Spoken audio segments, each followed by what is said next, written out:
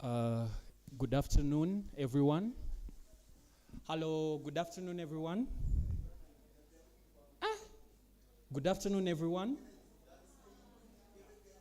Hello, good afternoon, everyone. How are we?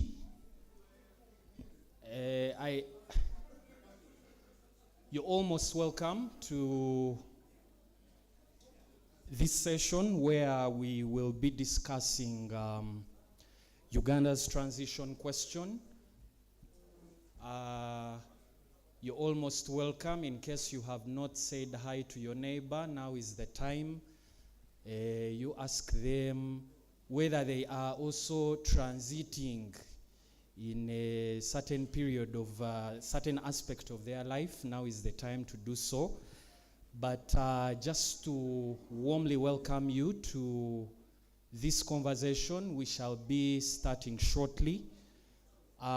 In case you have not yet registered, there should be a QR code at your table. Kindly scan that QR code to be able to register for this meeting. Now, I will be your host for this afternoon and evening. I know I have another host who is seated somewhere else, but I will be part of the hosts for this afternoon. My name is Jordan Tumwesije, and I can guarantee that today we shall discuss the transition question. And I'm sure there is a lot on the menu, but just to warmly welcome you into this place. So we'll use this time to, if you have any phone call that you'd like to make, now is the time to do so, because when the discussions start, and these are very serious discussions, you would not want to miss any aspect of this conversation. So we have a lot lined up for this afternoon. In case you have not gotten a pledge card, kindly put up your hand and the team from Agora will be able to bring a pledge card. And the reason why we're doing this as Agora is that we're cognizant of the fact that this work that we're doing needs to be done. But for those of you who are aware, the funding terrain continues to shift. And as a result, we have decided as Agora to find these resources from well-wishers like yourself, well-wishers who can donate to the good work that Agora is doing. So when you receive this pledge card, you can fill in the details. The pledge card also includes a Momo Pay code, which you can as well decide to honor your pledge as soon as possible. So we will be starting shortly. Just to once again welcome you and to remind you that while we are discussing the leadership transition, we can make assurances that we shall stick to the program, and that our promises are like the promises of God. If we promise that we are going to stop at 6, that is the time we will definitely be stopping. We will not be like some individuals who 24 years ago made a promise and said that they would be leaving power, and 24 years later we're still having this discussion on the political transition. But just once again to welcome you to this meeting, please feel at home. Feel free to greet someone you've not seen in a minute, and we should be starting shortly. Thank you so much, and may you enjoy your stay here.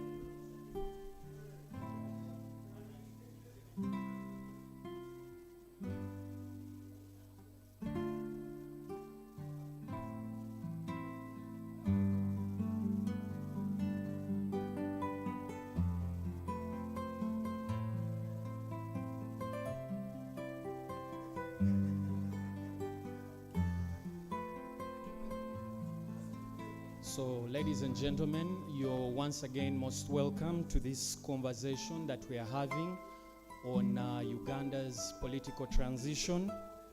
Now, for some of you who are alive at that time and who remember, 24 years ago, the Fountain of Honor of this great country made a pledge where he was claiming that he would not run again in 2006.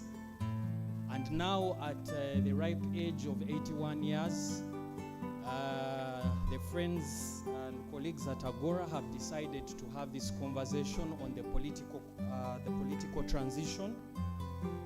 And this conversation is very timely as we head into next year's elections. But as we do this work, we're also having this conversation at a time when the global funding trends have changed. And as a result, Agora Center for Research is also looking inward to find ways of how to raise resources to continue doing the good work that they continue to do. So in case you are uncertain and unaware of the good work that Agora is doing, you have a QR code just on your tables. You can scan that QR code to be able to see Agora's newsletter, but also to see their annual report and to understand the work that they are doing, and for you to understand the kind of work that you will be supporting. Speaking about support, you must have received a package when you are coming in at the point of registration. That package includes a pledge card, and the pledge card includes, you can fill in your details, your name, your contact, the amount that you want to pledge to Agora's work, the fulfillment date, and then someone from Agora, when you're done, someone from Agora will come and pick the pledge card from you. Recording in progress. Since that is out of the way, we will begin our program because the time has been fast spent. For those of you who do not have the program, I will do you the courtesy and the liberty of going through the same.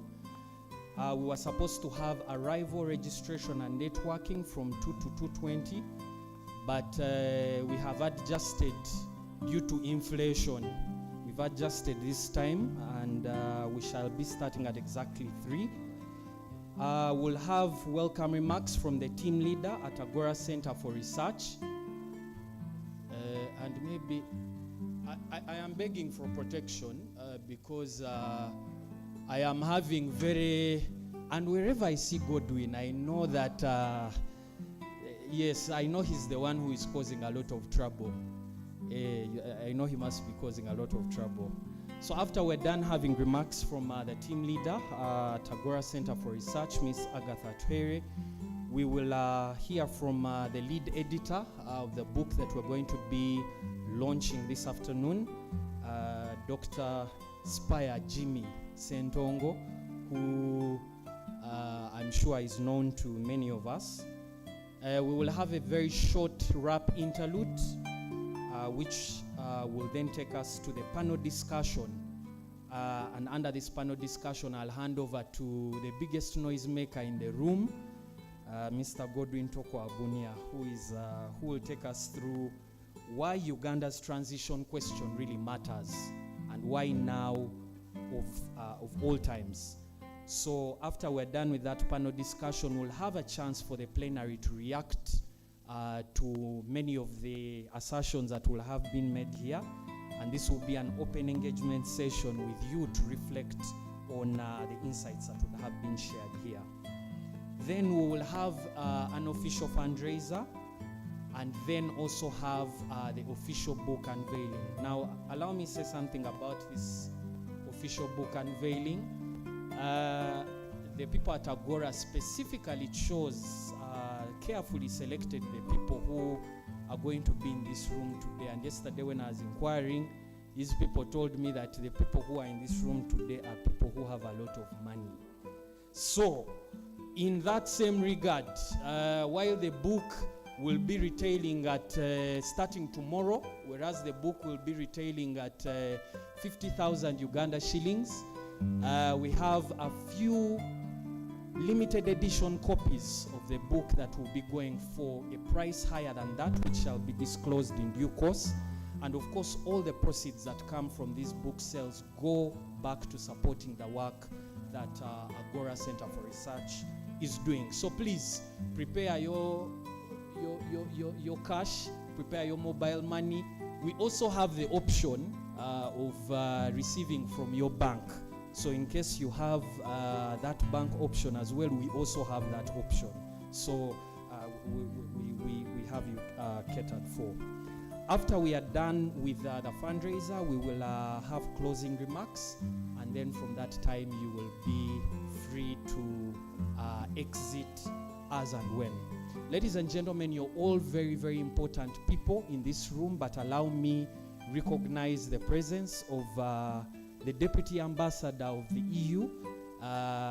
Now, you'll forgive me, sir, because for me, where I come from, the way I am going to pronounce his name may actually amount to murder. But if I try, I hope you'll give me a thumbs up. So, ladies and gentlemen, let's welcome the Deputy Ambassador of the European Union to Uganda.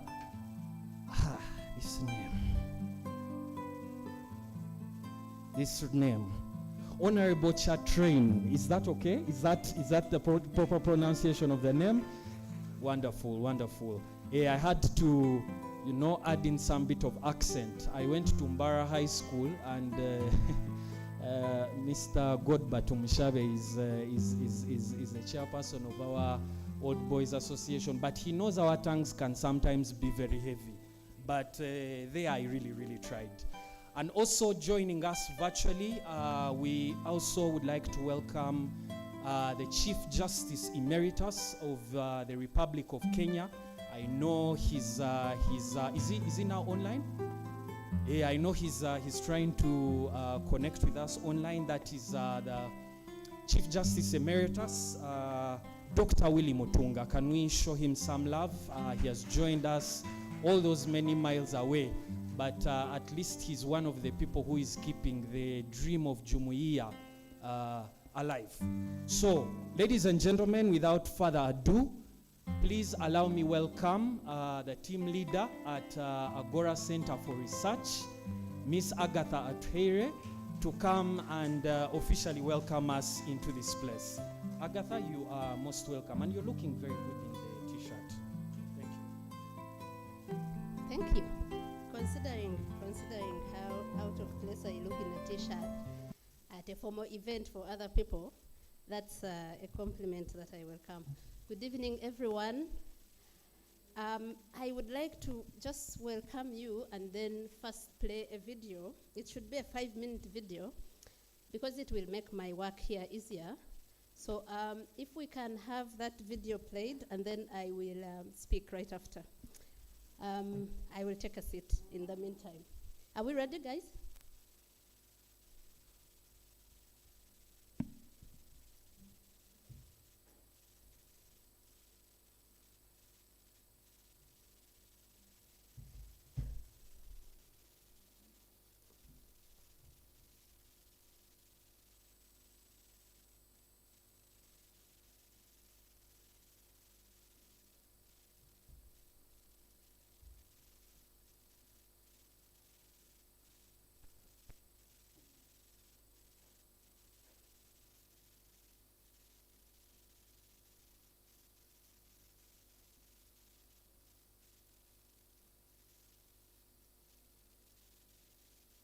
Exposed endemic corruption impoverishing the citizens, spoken Agora Center for Research. About 3 years ago, Agora Center for Research began with a simple conviction. When people are silenced, someone must amplify their voice, not as heroes, but as citizens who refuse to look away. During this period, We've exposed endemic corruption, impoverishing the citizens, spoken for the vulnerable, dug through numbers budgets that don't reflect reality, policies that forget the people they are meant to serve, and turned complex information into clear, bold audio-visual content so every Ugandan can understand the truth and speak with confidence. We didn't stop at speaking for them. We empowered and amplified their voices. We built online exhibitions that allowed people directly voice their concerns, turning social media into a public square, spaces where Ugandans walk through stories of injustice, explore evidence, see faces, hear voices, places where silenced stories finally find an audience. From the Kampala Portal exhibitions to the Uganda Parliament exhibitions, the NGO exhibition, the Labour Export and Makerere University exhibitions, among others, these became living archives where truth could breathe.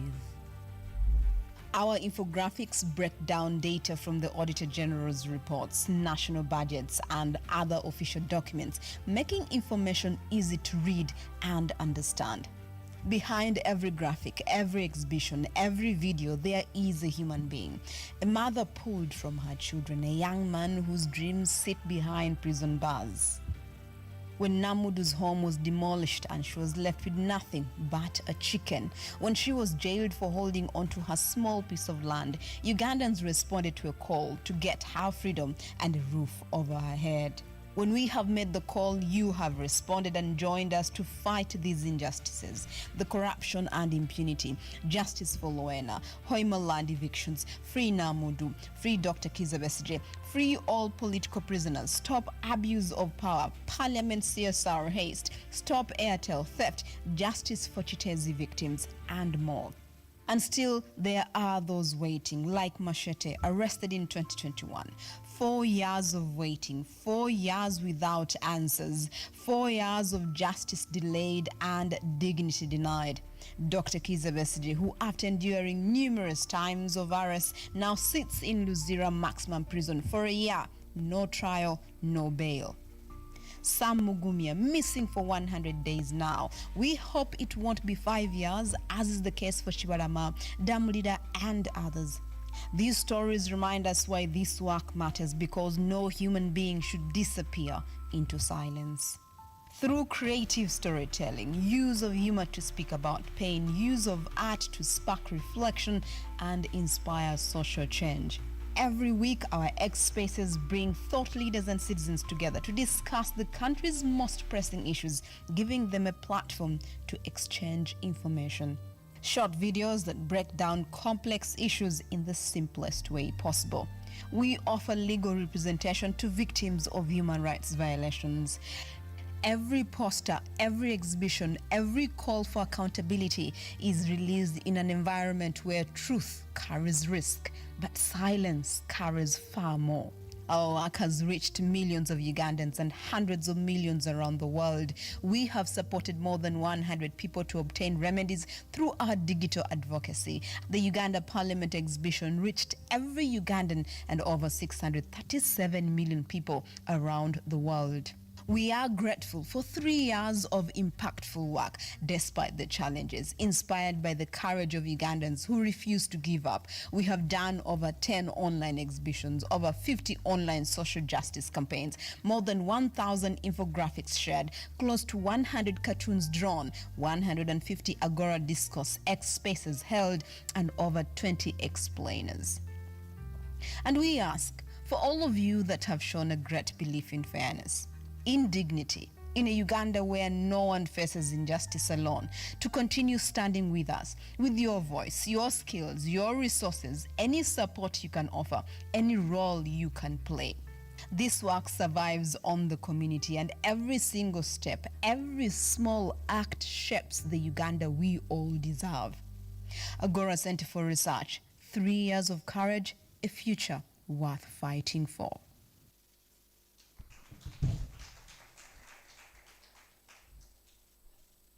So that makes my task here even easier because I am here to talk about Agora, to tell you why you are here and why you should stay here working for a Uganda that we all deserve. Greetings once again. Today, Agora is 2 years and 9 months. If I wasn't a usually modest person, I would have said we have a footprint of 10 years, but I will not say that. So this is our first ever public event. I think from the onset, the conviction we all had, the belief was that our work is in the trenches, as it were. Is in the courtrooms, is in the prisons, is in the police cells, is in the homes of human rights violations victims, as opposed to workshop rooms like these or conference rooms. But today, we held this event for mainly 2 reasons. The first purpose is, I don't even know which one is more important than the other, but the first one is that we wanted to launch this work that my hardworking team put together, the work of compiling the interviews we had with thought leaders about the transition question that remains looming in this country. I'll not speak so much about that. I'll leave that for my colleague, Dr. Jimmy Spire Sentongo, to speak about it. So I'll go to the next. The second purpose is a thought we've had for so many years, I think before Agora began. And the thought was to raise money from the public to do this work. So that way, the public has agency in this work and in the products of this work. Before we started Agora, our board member, who is not here today, Don Rukari, sat me down and said, and he had been in the fundraising, in the funding space, donor space for a long time. He sat me down and said, that's not sustainable. You need to raise money from the public. And I told him that time that you can't go to the public with nothing. You have to first have something to show for it, to go to the public with something that is worth the sacrifice that the scarce resources are in this country. So we said we'll work for 1 year with all the hardships and difficulties, or 2, and then we'll come to the people and say, if you value the work that we do, that we've done, and the impact it has had, every coin matters. We won't be looking for $1 million.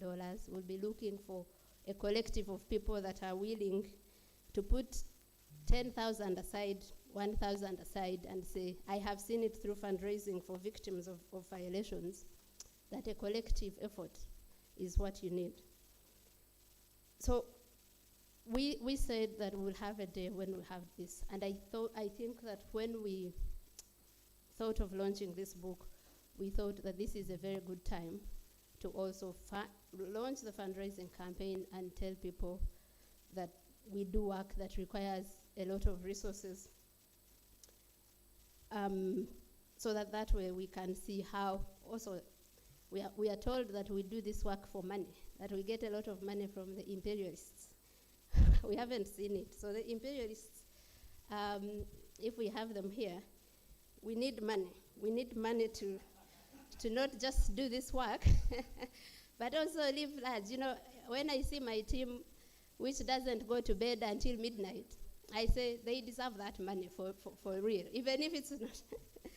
Yeah, so we have a team that works so hard. I am so very proud of them. And if I had money to even say live large, so that you are only worried about the dictators, the impunity, the people that carry impunity around, and not worrying about feeding your children, I'd be very happy to do that. So this day, coincidentally, coincides with the International Human Rights Day. It also coincides with the day a mother in Gulu is mourning her son, her 16-year-old son, Otim, who was killed because he was participating in a rally. It coincides with the family in Uganda who lost a 30-year-old young man, Okello, who also was killed because he was participating in the democracy that we have worked for. But it also coincides with over 500 political prisoners in prison and about 45,000 Ugandans on remand, meaning they're in prison even if they could be innocent. And what does that mean for a country like Uganda. I didn't want to talk about what it coincides with when it comes to corruption that has impoverished people, that has left people dead, like the Chite's victims we talked about in the video. But despite all that, I am very grateful. I'm grateful for the community that has supported Agora's work. I'm grateful for you people that are here. I'm grateful for the team I work with. Like I said, I wish Peter Mwesige was here. He was our chief of party under a project we are doing under USAID. And every day he would say, USAID sends him to tell us to rest because they are worried we don't rest, worried about our mental health. And that is true. You are going to bed and someone is posting on the platform saying, what do we do for this person who has disappeared? How do we handle this? We used to have one who used to work beyond midnight. He joined us. 3 months after he had joined us, he died. A moment of silence for DJ Bush Baby, aka Michael Wall. I am grateful for everyone. I'm grateful for the people that encourage us to do this work. I have so many mentors, encouragers, agony aunties and uncles. You know, that is supposed to be for marriages and relationships. For me, it is for activism. So I have people that I call and say, I need a drink, or I need to talk to you. Some of them are here, others are not. One of them was kind enough to write for us the forward, Professor Joe Lokonyango. He's not here, sadly. Bishop Zach, who is also not here, sadly. But we have those even beyond borders. Former Chief Justice Willie Mutunga, who I am hopeful is online with us now, and many others. This work, like we've said, survives on community. Sometimes it's community that just holds your hand and says the work you do matters, and also says do not be frustrated. I'm grateful for our families, you know, that take up what they didn't sign up for, that, you know, deal with the long nights. We are not around, they are worried. You are disappeared in Tanzania for days and they are in anguish, and then they have to deal with what they didn't sign up for. But I think most importantly for me is to say we wouldn't have done this without Ugandans. We couldn't invite all of them here. I wish we could. But I see the community we have online, the people that support us when we are under mudsliding and smear campaigns. And I say we see all of them. We thank all of you. I am going to leave the stage for the next speaker, my colleague and friend, and a man that I see sacrifice a lot for this work and go through a lot for it, including a lawsuit that he is battling now for daring to speak up for people. And I will let him come and tell you more about the book we are launching today, why he insisted it is important. We go beyond the X spaces that we do for other subjects and said this one will have to have it in a permanent form. I thank you once again. I am terrible at protocols, but I take everyone in this room as an important person and grateful that everyone is here. Thank you.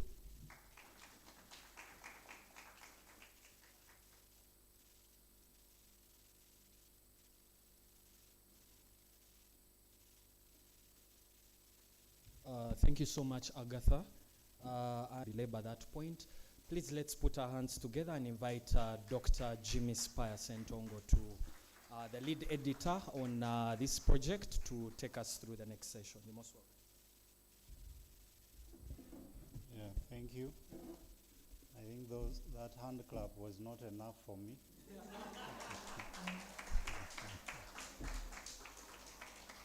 Yeah, I know how to fight for my rights.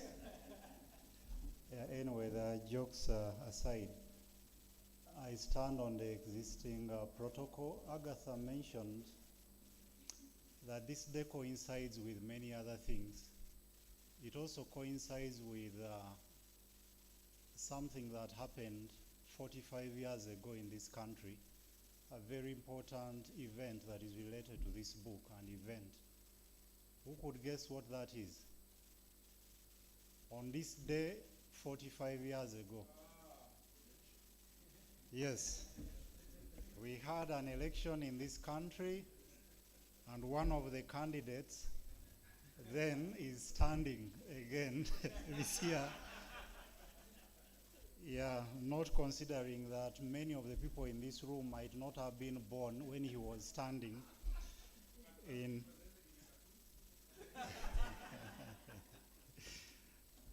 well, I will not accept to be tempted into being arrested. Yeah, so one of the candidates then is a candidate now, and he's protecting the gains. But it makes sense, since he got 0.7% that time, he still has to stay to keep building the numbers.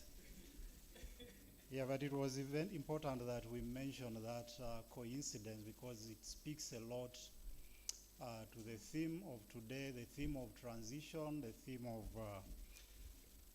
the journey of this country and the anxieties and whatever surrounds that topic, where we are going. And I think much of that is going to be discussed by the panel later today. Mine is mainly to talk about the process of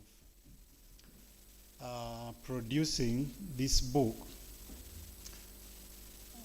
which is a modest contribution from Agora, but which I also understand is going to be used for fundraising, as Agatha mentioned. I'm a little hesitant when people mention fundraising in Uganda, because of an experience I've had. At a certain time, I asked for contributions for a gadget for drawing, and a number of people contributed 5,000, 10,000, but after that it became a burden, because they would always remind me, how is our gadget? So I hope you're not going to keep reminding Agora, what is our money doing now? You're quiet when people are being arrested. So Agatha, since you're the one who mentioned that, you'll carry the burden of someone reminding you of their 5,000. And they'll not say my 5,000, they'll say the resources which we contributed. This book started as Spaces on X, and I think maybe some of you could have participated. It was just, the idea was initially to invite someone to talk about transition. But then one of us suggested that this does not have to, it shouldn't end here. We should continue to have more people contribute to this debate, so more and more people are invited.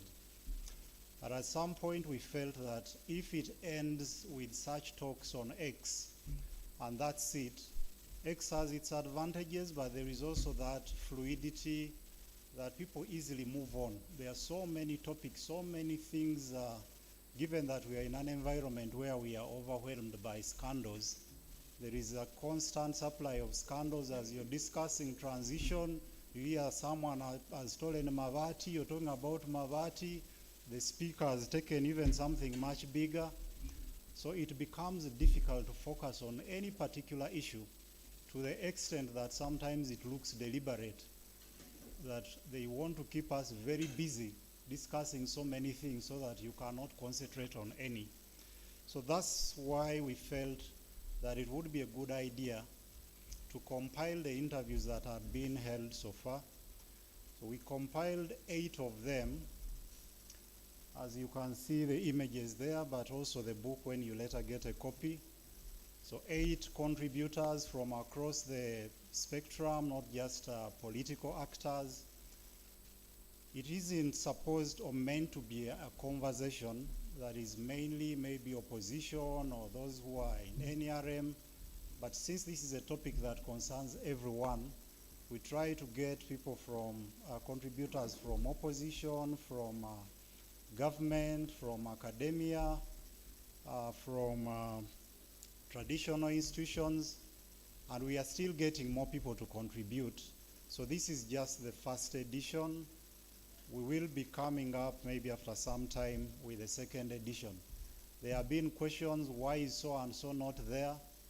I saw many people from NUP asking, why isn't Chagulanyi's face here? Yes, they are always insistent on seeing their man somewhere. And we had to quickly explain that this is just the first edition, but the conversation still continues. And that is the most important. I like the quote that we extracted from the afterword from Professor Frederick Sempewa, who says that the contributors have ignited hot debates which will hopefully continue. When I read, as one of the editors, when I read many of these contributions, I would say I only agree with about 50% or less. But it is interesting to see how different people are thinking about it. From those who think that when President Museveni, maybe, I was going to say if he wakes up dead, I realized it's a contradiction. If on one day he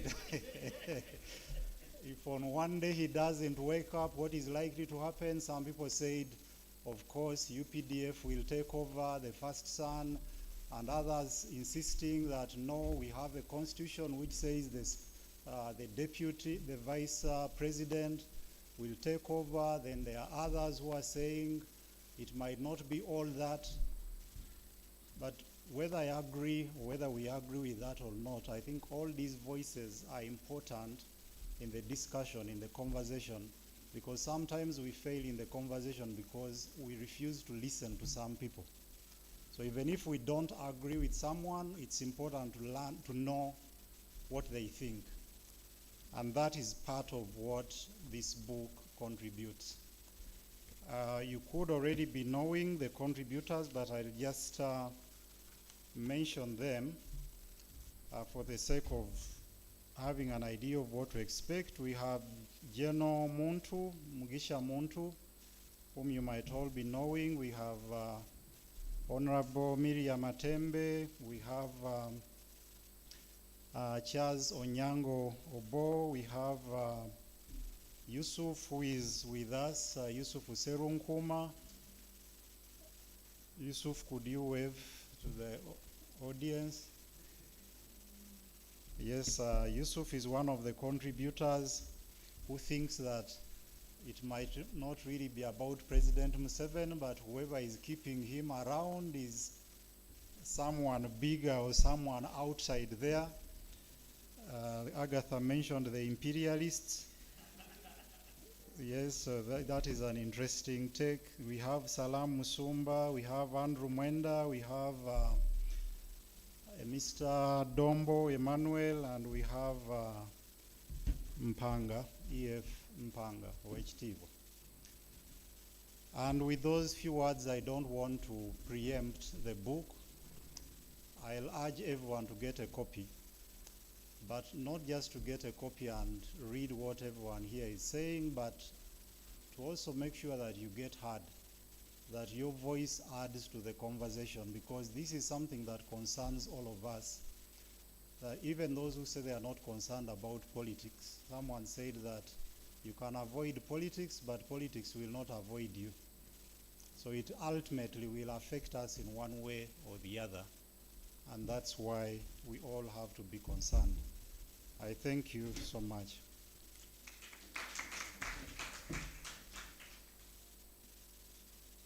I think he deserves a better round of applause than that.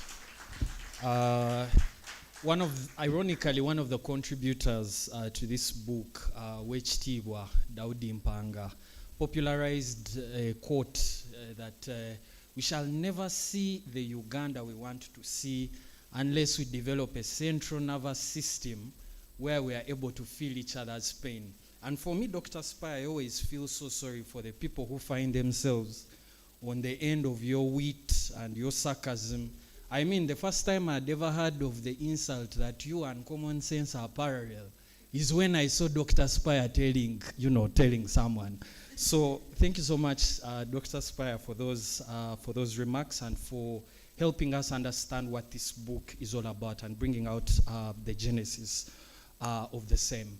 I would like to recognize at this juncture the chair of the board of Agora Center for Research, Dr. Ann Mugunga. You're most welcome. Please stand and the people see you.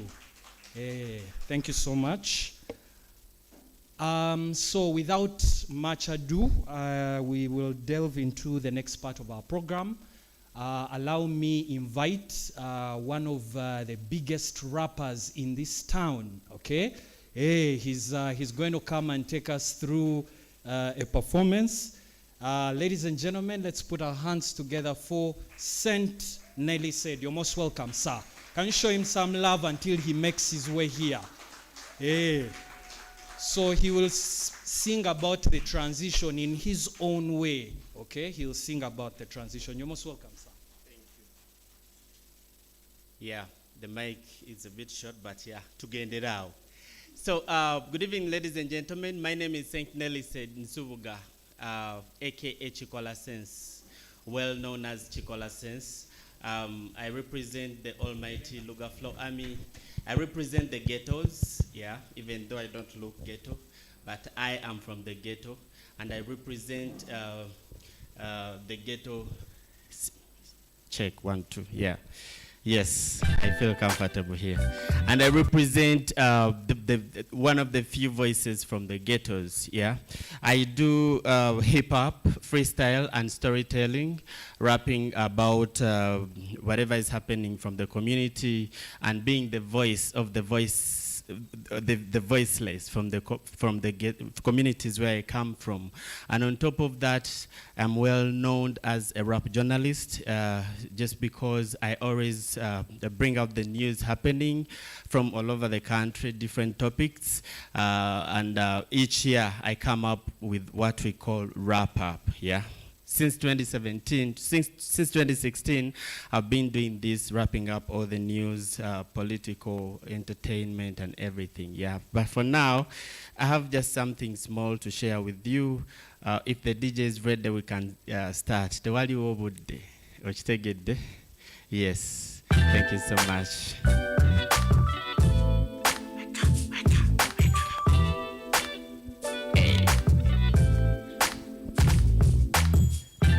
Zukuka kampeni zatandise, zukuka abasajja engalo bateze, jjukira olina okukasuula mullo kaseera keekano enkyukakyuka ekuli mu ngalo, manyi nti oli mugumu ng'amagalo, terya kusindika nga bw'eribaalo, weebeereremu olemu okukabbibwa omutwe waggulu gw'eringizaayo olumukabbibwa. Mukalu lyabamu tebasimatuka abafa bafa ate abamu bali makomera kitaliyo machete achali yera yebase Patrick Mwase muwonge ne galukande Abdala Chintu emakatone kavuma Sharifu Kadanzine Abdala Gibisiwa Luzirate mu apa Bobby Yanga Agaba Geto King Nendugwa Sako Samurwanga Faizo Mitise Kayomba Deriki Kavuma Matovu Senyonjo Masembe Senyonga Alex Bogere Liamuremye Situatisa Vio Sako Isa Chizito Nyanzi Muhammad ya ugata Pomulinda Agodri Makumbi Bonaba Chali Munda Teba kuliawo Ochali no kubawo Yadabo mu myaka 5 teba navayo Basabire ngako lulicha ne bavayo Na yenga mu butufu tewali alina musango Teba kuliawo Ochali no kubawo Yadabo mu myaka 5 teba navayo Basabire ngako lulicha ne bavayo Na yenga mu butufu tewali alina musango.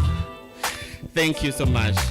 That track talks about the few NUP members who are still in prisons. Yeah, these boys I rapped about have been in Chitalia and Luzira for almost 5 years now. Yeah. They have never gone back to their parents. They have never seen their kids again, and they have no hope. Yeah. So usually the English is always too much this side. Yeah.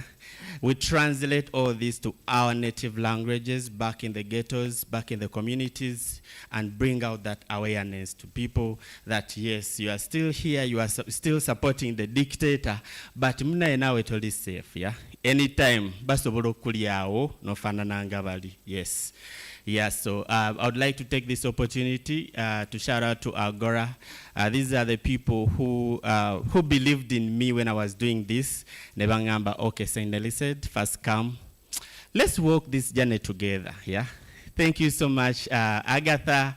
It makes so sense. So the last piece I'm going to do is a letter to the president, yeah? It's called the Dear Jaja, yeah? He always calls us Abazukuru, the grandsons and daughters, but in actual sense, you can't have Omuzukuru and you treat omuzukuru in that manner, yeah? You cannot raise a grandson like me, a handsome grandson like me, and you start tear gassing me, and you start beating me, and you start, man, it's too much, yeah? So this song is not yet released. It will be out on Friday, yeah?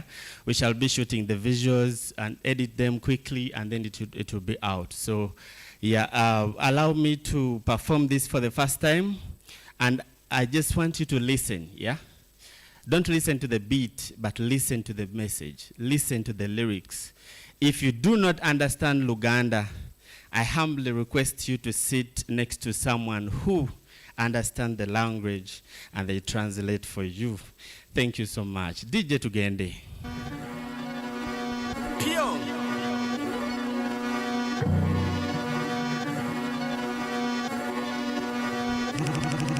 Hey DJ, first take it back. Sound katono, play it again. Sorry for that.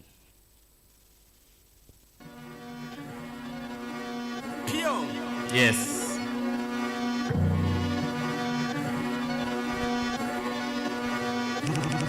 Odiotejaja, dedonkeddenga nkulowozaako nkutte bayido nakitabonzeze nkubuzeeko mbaddenga mpulira bubi okumpita ng'omuzzukulu kaakano nekyeyise kuba oli muntu mukulu nazaalibwa myaka enaawo ng'omaze okuwamba ngamba 1990 mwezi gwa Januari ndi munyivu nsomyeko era ssebo natikkirwa ne bwankubadde bwe namaliriza emirimu gyambula ndi mwana wa wano ssebo Uganda gye nkuzizza enkyuma yampa ku bbeere gire mu nkuzizza nkulidde ku mulembe gw'onsomedde ku mulembe gw'ompasizza nzadde ne baddogo ku mulembe gwo kakitwale tindibwezza kuba byaddala mmanyigwe saaliwo omujenkaga 7 maama ye yatunyumizanga bwali bw'oddukadduka kiwamba bantu mbwera bangi batirimbulwanga twabigajjanga batsekanga tofikanga bwe twakula akatira bate naffe twabisanga oyinza okuba tomanyi nti abazzibu bakwatibwa oyinza okuba tomanyi nti abazzukulu battibwa oyinza okuba tomanyi waliwo n'abattibwangawo oyinza n'okuba tomanyi bangi mumakomera bakyaliyo abamu ababa ku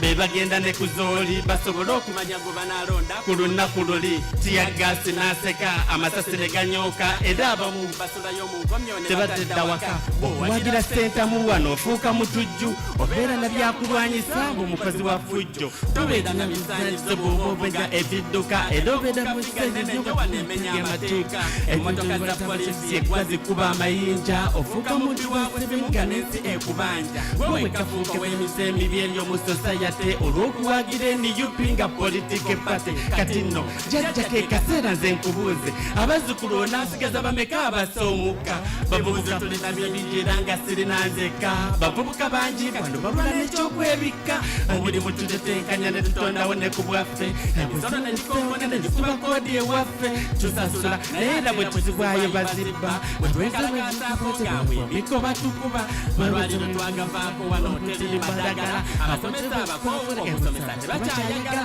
twadda ku bupapula nayera odizirema kasipasa nga yakoze drone otulo tubula bwenyumya ebituluma mwana n'amaziga gajja ekyobugagga twasigaza kimumaanyi ga kisajja kati jajja simanyi oba okyajjukire byakulwanya abazzukulu tugobane ku makubo nti tudde mu bbanya demokrasi ego mwatusomesa kati ate mulala abazzukulu bwe mwekuliza kati musambira ddala tewali nsobi bwemba kati nga sikyakuwagira naazina obulungi bulijjo era atera n'amala oli butamu ekitiibwa kyokola banze sivvodde nakuzibwa nampisa abankuzira okutya abakadde oli muto munnaffe watugamba waliko jensi newankubadde ze nalowooza otegeeza jz anti another rap watulaga nti nno yesebo kati atanava 45 abamu tugamba no sebo tewali hatred sebo tukwagala nnyo police brutality ne corruption bingi nnyo tuwa omulala akikwatemu kale bobi akikwatemu nagira bwakola ebyo byebimu naye akiveemu awo manya demokrasiya etuuse mu nkola akalulu bwenkasula bamanyi nti kagenda kukola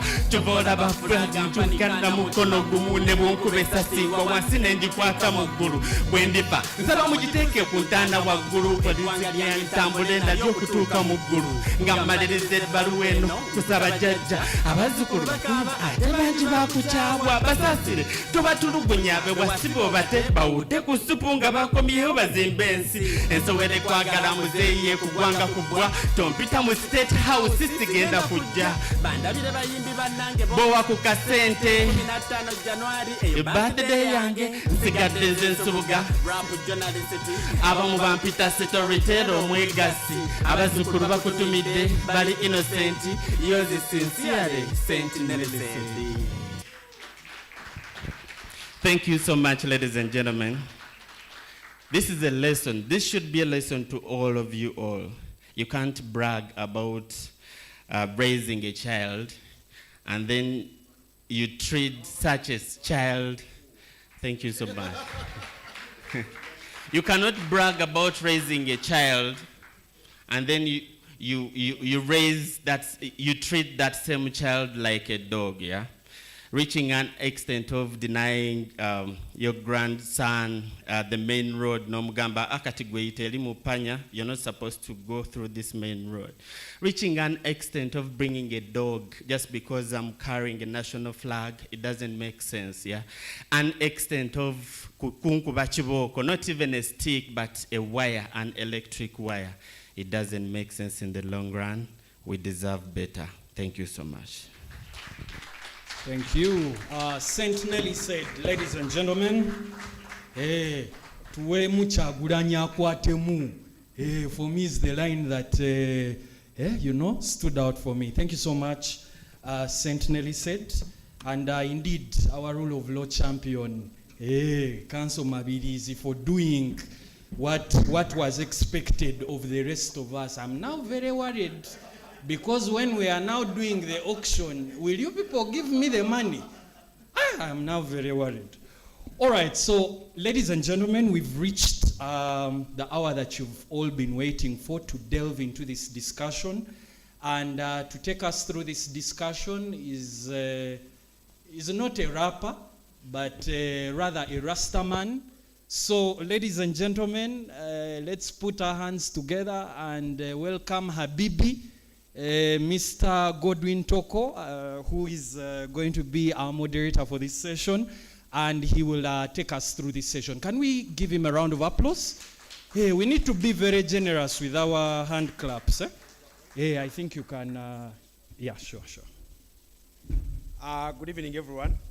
I'll stand on the existing protocol. So what we are going to have next is a panel discussion. The panel is going to discuss the question, why Uganda's transition question matters. An important aspect of what we have in the book right now is going to be discussed by this panel. And we put together a group of people from different age groups, different experiences, and I'm going to invite them one by one. So I'll start with Mr. Wandera Ogalo.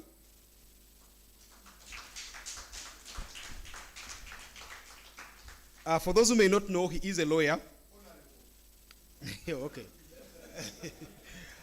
I didn't want to get into the titles, yes. Honorable. What would you call you, Mavirizi? Bachelor. Okay. So, we have Honorable Wandera Ogalo. He's a lawyer, politician, and a constitutional law expert. He was a former MP for Bukoli South in Bugiri, and a member of the East African Legislative Assembly, simply called IALA sometimes. He was a delegate to the Constituent Assembly that passed the 1995 Constitution. We are very glad to have you, sir. We'll also be joined by Mr. Godba Tumushabe. Godba is a lawyer. Yes. Godba is a lawyer, a policy analyst, an academic, and an activist. Godba has authored two very interesting papers that are relevant to today's discussion. The first major paper he authored that relates to this discussion was titled Uganda's Political Transition Scenarios 2026 and Beyond, the Crested Crane, the Storm in the Teacup, or the Warrior Mad King. His choice of words. That's Mr. Godba Tumushabe. The second paper that he authored on this question, relevant to this question, is Guns Everywhere, with an exclamation mark. The military and transition politics in Uganda. We are glad to have you, Mr. Tumushabe. Last but not least, we have Yvonne Pavara. Yeah, someone's... Madam President. Maybe 45 years from now we'll say there's a lady who participated in an election 45 years ago and now they are the president. You never know. Yeah, so we have with us Yvonne Pavara, who is a social justice lawyer, activist, and I should add, sadly, that Yvonne attempted, unsuccessfully, to run for president in the current election, the 2026 elections, where the campaign is happening now, but she was frustrated by the system. We are glad to have you, Yvonne.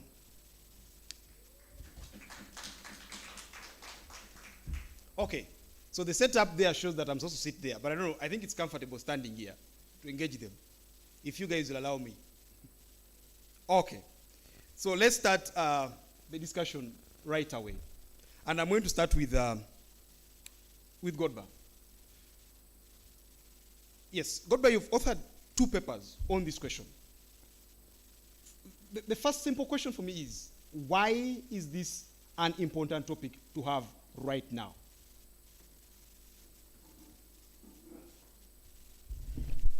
So thanks very much, Godwin. Good afternoon, good evening, everybody. Very delighted to be here. Thank you, Agola, for the invitation. The question that Godwin has asked, I think I could spend like some 4 hours to answer it exhaustively.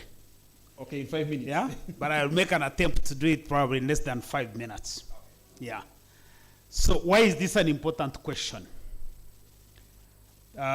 One, we are a country that is now about 63 years old. That is independent Uganda. If you go back to 1962. And every transition of power has been a violent transition of power. That every president has shot themselves to power. To the extent that even Museveni, who has been succeeding himself, he still has to shoot himself to power.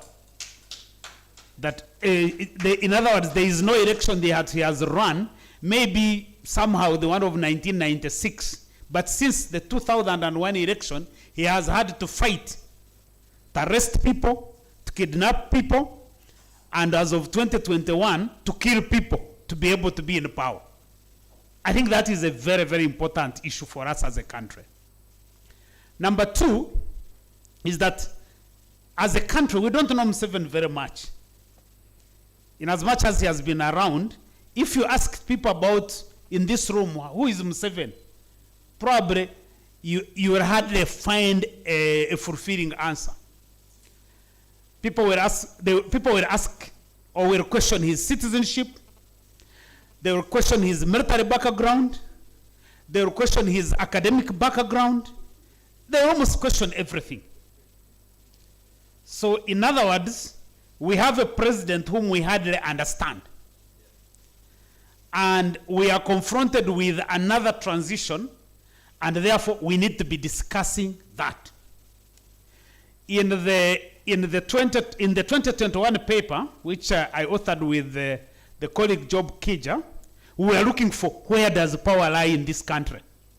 Because all these guys you see around flexing muscles, they have no power. So you will see Anita Among thinking that she's a speaker, but actually she's, the next day you see her kneeling before a president.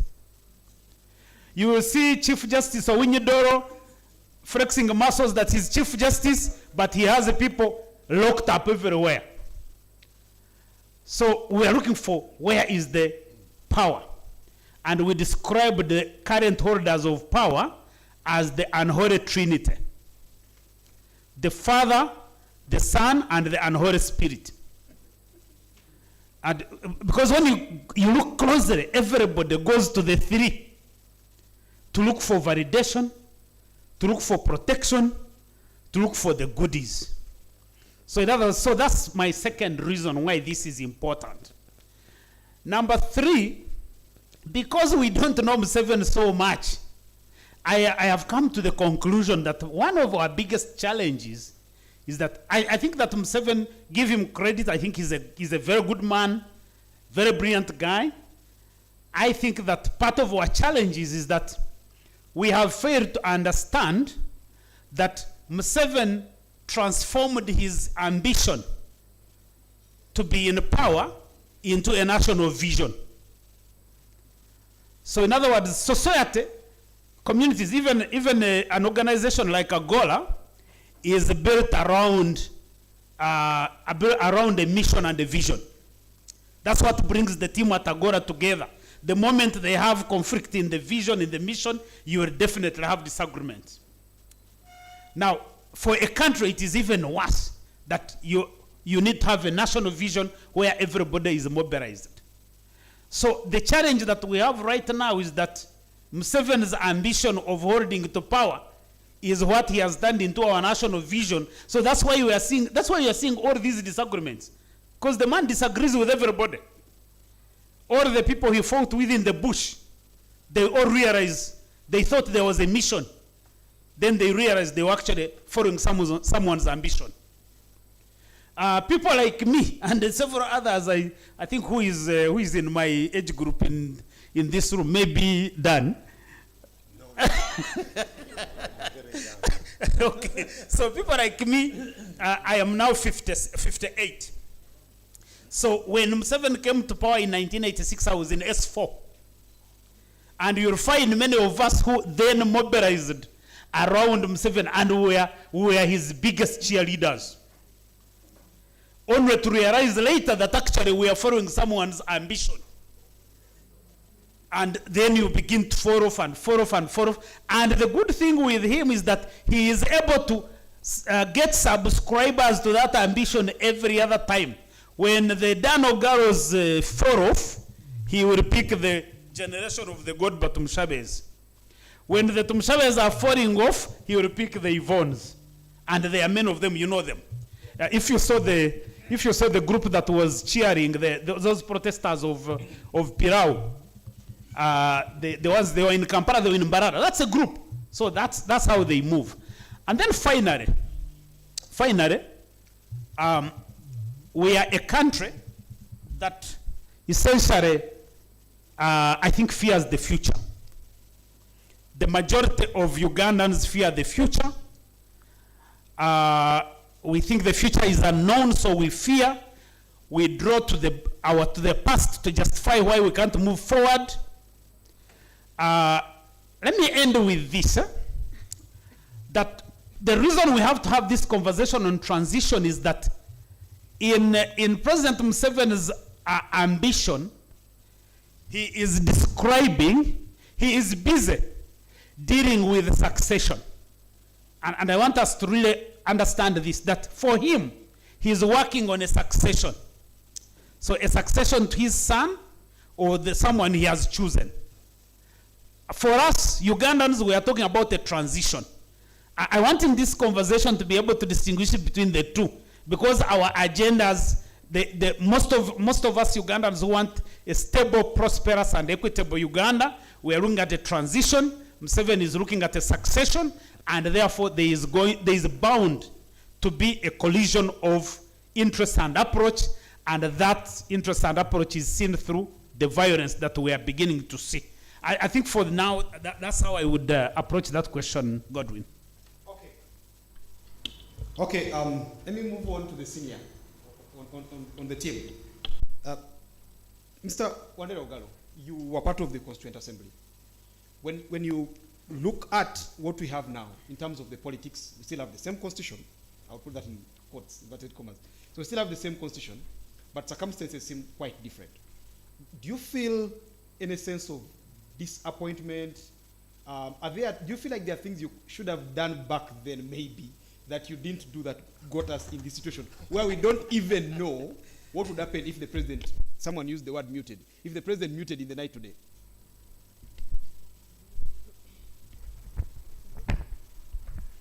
Thank you. And let me begin by thanking Agora for this invitation. It is refreshing to see younger people with this kind of commitment and thinking more about their country than themselves. That is very refreshing. Now, I think that the implementation of the Constitution is not what was envisaged at the time of enacting the Constitution. Okay.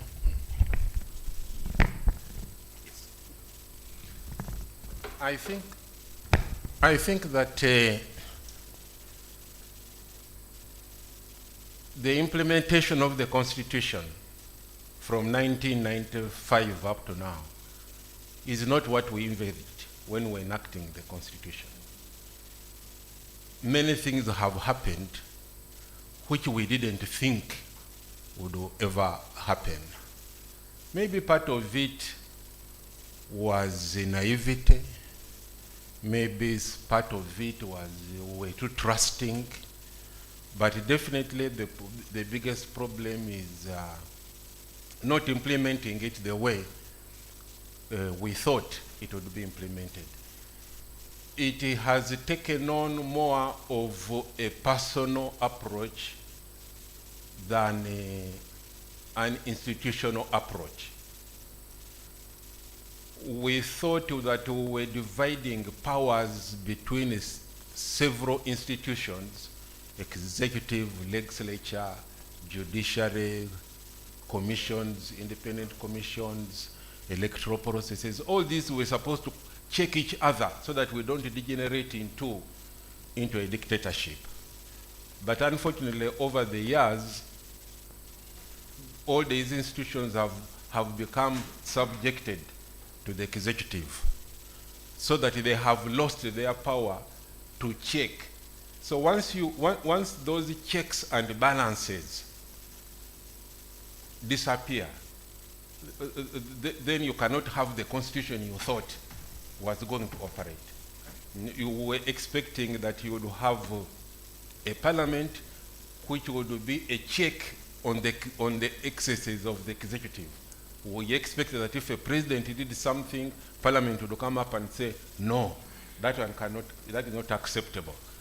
We expect that the judiciary would be protecting the human rights of Ugandans, that if somebody was being, and if there is injustice, the judiciary will come into, but unfortunately, it has not worked out so. Okay. What would we have done differently? If I look back, I think it would have been to say that we should have written the Constitution from the point of view that a human being is bad. Okay. that you should write it with that in mind and put in place more checks on whatever he does. For example, one of the things which has caused us a lot of problems was the amendment of the Constitution to remove the term limit. And this is what Godba was talking about. The question of peaceful transfer of power. This was uttermost, and there was no contention on it, realizing that we had never had a peaceful transfer of power. We put in those 2-term limits to ensure that even if the fellow wanted anything, he would have to go. Maybe the problem we did was not to entrench that provision. We should have made it that it is a requirement that for you to amend it, you must first of all go to the district councils, about 3/4 of the district councils, and then after that put it on a referendum. Had we done that, I don't think President Museveni would have had the courage. Yeah, I think he would have. So I think, looking back, yes, there are disappointments, and there were things which can be improved. Yeah, so let me just follow that up before I forget this. I'll read from one of the contributors in the book, Andrew Mwena. This is what he said. I have this belief that any constitution is a piece of paper unless its provisions are rooted in the balance of power between the different social forces and individuals acting politically. What Mr. Mwenda seems to suggest here is that we can have a constitution, but unless the social force, unless the people, the citizens for which the constitution is made, are willing to enforce and uphold the provisions, even ahead of the political leaders. So you would never, you can always have it only as a piece of paper. So then the question becomes, do you think Ugandans were ready for a constitution? Or this was some elite exercise that the average Ugandan perhaps was detached from? So when the time for amendments came, we've had a number of them. God says even before it made a year, it was amended. When the time for these amendments started coming, the social forces that should have pushed back in form of the citizens of Uganda were not there, or they were not ready for it, or they didn't even understand what was going on. The social, I think first and foremost is you must always have a constitution, because you must have rules which govern you. If you don't have it, you'll always get out in the strong, the whoever is strong will always carry the day. Yes. Recall that the making of this constitution emanated from the people themselves. The Odoke Commission took about 4 years moving around Uganda, getting the views of Ugandans on what type of constitution they had. So it is not that the people were detached from this. Even us in the Constituent Assembly, a lot of what we did was based on what the people of Uganda wanted. But, and when you look at Article 1, we said, oh, power belongs to the people. People are sovereign, they will determine who governs them and how they govern them. I think that there has been a deliberate way of undermining that social the strength of the people. Failing them, yes, it is a piece of paper, it says the power belongs to the people, but if at the end of the day, there is no goodwill from the politicians, if the politicians themselves are going to undermine the constitution, then, and yet they have the instruments of power, they have instruments of coercion, they have the granary, they will use this. So there must also be goodwill from the leaders themselves if this is to work. Thank you. Thank you very much. Let me move to Yvonne, the third panelist. So there's been talk of the term limits, there's been talk of the age limits that we are part of the checks and balances. But I think the one that was the major was the elections, that you have elections every 5 years, and that could lead transition. You attempted to run in an election this year, and you are blocked out. We are seeing this election, like to the fear of many Ugandans, turning out to be extremely violent, extremely exclusionary, and as if a tailor-made ceremony to allow to crown an emperor, one person at the end of the road. Do you think Ugandans still? I mean, I could put this way: when you attempted to run for presidency, do you think that Ugandans could vote for you, could have voted for you, and you could become president of Uganda through an election? Do you think that avenue still exists? I hope you can hear me. Sorry, my voice sounds much deeper than I thought. Oh well, I'll begin by saying that there's been an intentional creation of uncertainty around the transition question. And it will directly feed into the question you've asked me, of course. There have been so many rumors. I don't know if they're rumors. I don't know if they've been ascertained points to it yet, that, you know, the son to the president intends to take over. That has been the first one. So one of the reasons why I think Ugandans are also becoming solely agitated is watching that level of not just impunity, but the fact that, you know, we had so disregarded and sidelined to the point that, you know, you'd start even spreading a rumor like that and it start taking root, and we become so unprepared and so uncertain about what the future for Uganda is that we start clamoring to what we can clamor to. When it comes to elections, I think one of the biggest questions has been that, the fact that, you know, the current system has created a certain level of systems that don't work, to a point that we can't even have trust in a system that should be working, like the Electoral Commission. But it doesn't just stop there. It translates into the mindsets of the people, and I think we'll start seeing it slowly in terms of what the question looks like when we're trying to describe what the next leader for Uganda looks like. And when it comes to questions like this, and people are describing for you the fact that, you know, they don't think that an ordinary Ugandan can lead this country, that it has to either be a military man or you have to be a certain category of Ugandans to be able to lead this country, then you realize a certain level of uncertainty that Uganda has been constructed into, to feel that we are not ready as a people to manage this country ourselves. But the fact that people are also slowly feeding into it, that we are all incapable of doing it unless it's someone who comes either directly from Museveni or the people he has mentored. So it becomes a question of who is going to do it. Is it a military man? Is it a woman? Of course, now when it comes to now those desegregations, it becomes much more complicated. So systems have been broken down. And that has been intentionally done. I think my colleagues on the panel have talked about that. It's been intentional to a point that we are not sure. We are not sure that even the systems, even if we are to go through them, we are going to be able to have anything that is obvious. If we run for elections, for example, we are looking at what's happening now, and we already know that Museveni is going to win, right? But then there are men who are still insisting that, we must break this system because we cannot just hand over the power directly like that to Museveni to continue ruling, and they are trying to do their best. But systems have been decayed, intentionally so, and it becomes very difficult for us to be able to break into them because I think most of them have also built that power. The leaders in Uganda have intentionally built that power for themselves to make sure that the next person who tries to impenetrate that power finds it very hard to do so. Bobby Wine has a lot of influence, but he's found it very hard. Besigye had so much influence, and despite being so close to the circle, he's also found it very hard.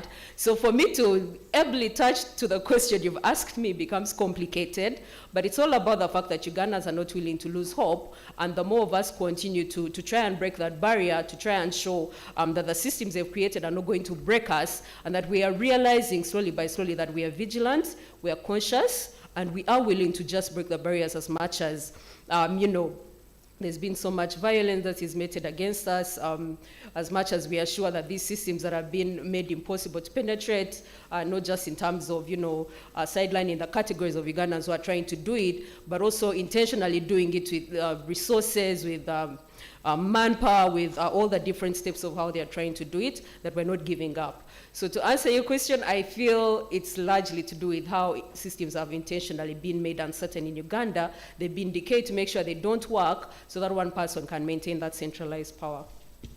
Okay, yeah, let me go back to Godba. One of the contributors, Charles Onyankobo, is a very brave man. But in this book, he talked of his fear. And his fear was that Museveni built up this system on trust of different groups, different people. That's what he says Museveni did. Now he says that because Museveni has breached the trust of almost all these different groups, in a country that is of different ethnicities, different religious groups, very many different interests. He says that he fears that Ugandans will not give the same trust to any other president in the foreseeable future, and that could lead to what, to use his own terms, the disintegration of Uganda as we know it today. Is that fear overstretched? I would probably say that maybe the fear could even be our opportunity. Because, again, if I go back, the truth is that Museveni was trusted. Yeah?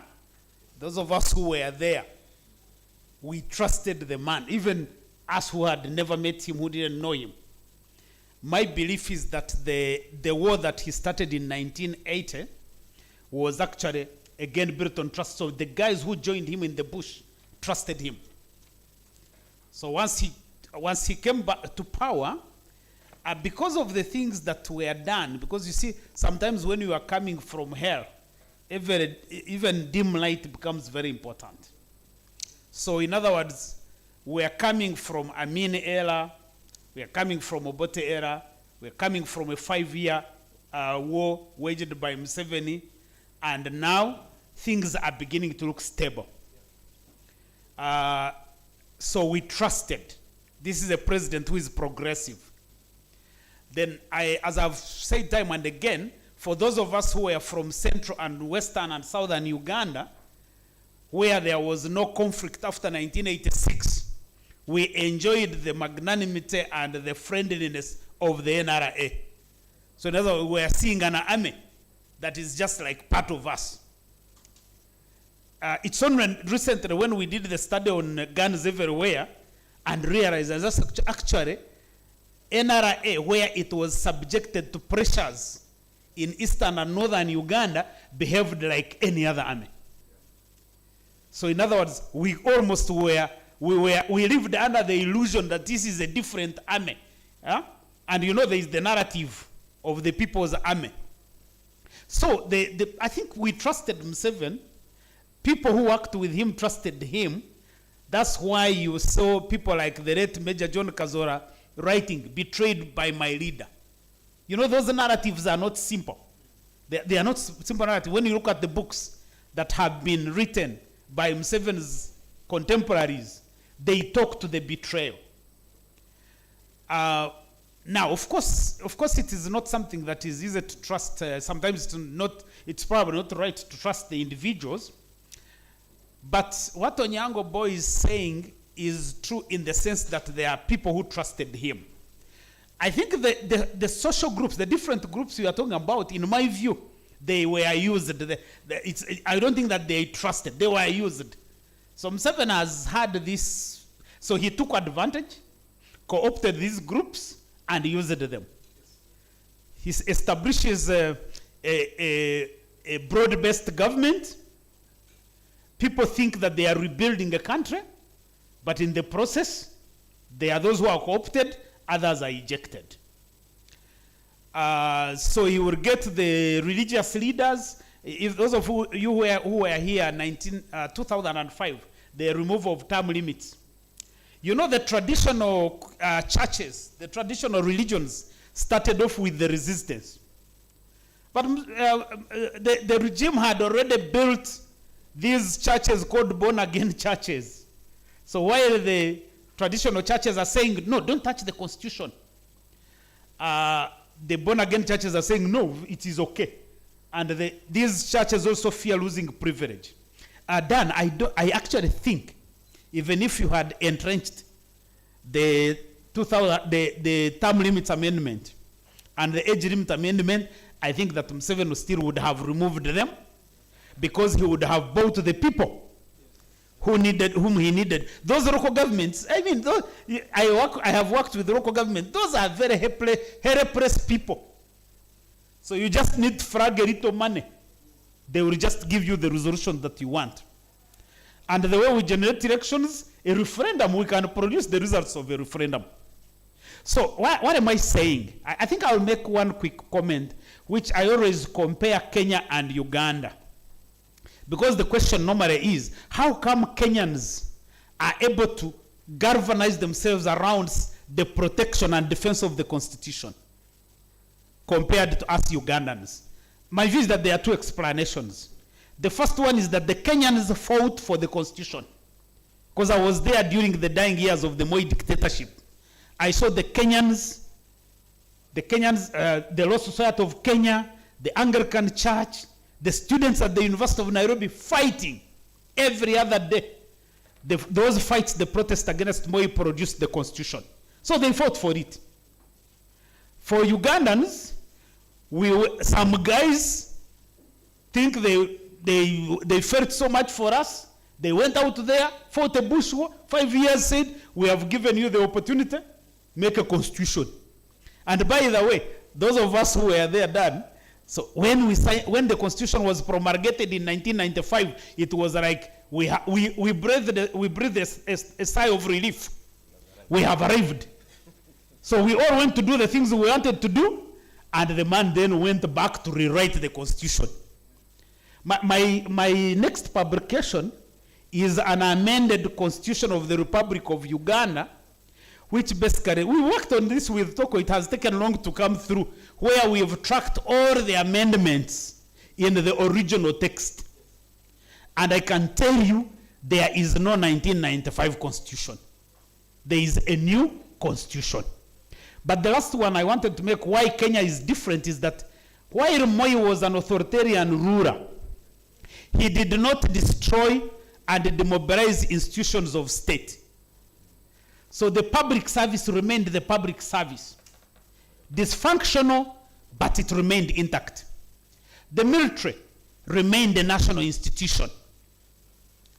The police, very, very corrupt, but it remained a national institution, so that even when Moi was harassing all these opposition politicians, he mainly used what was the group?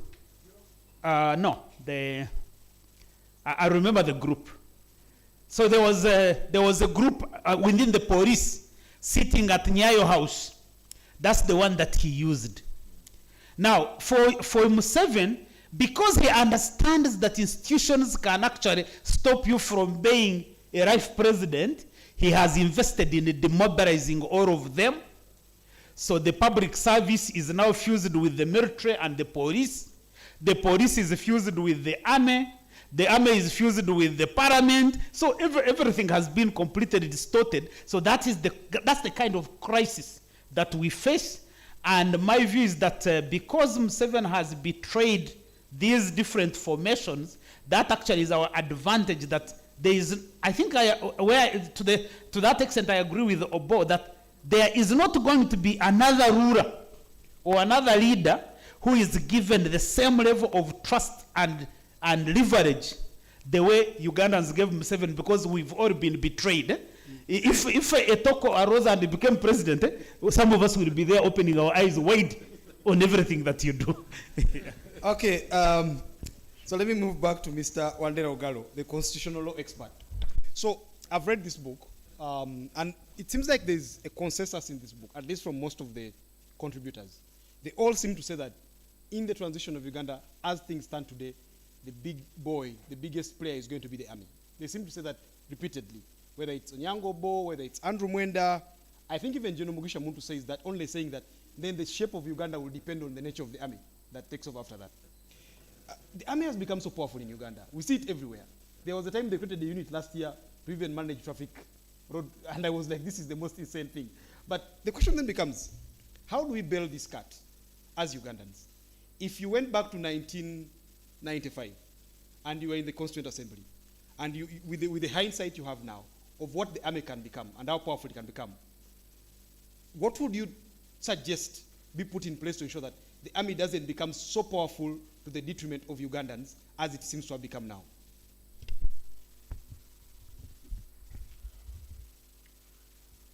I think that we seem to be coming back to this, and Yoni and Godba have also touched on it. We seem to be coming back to the question of individual and institutions. Because now, if you look at what is happening now,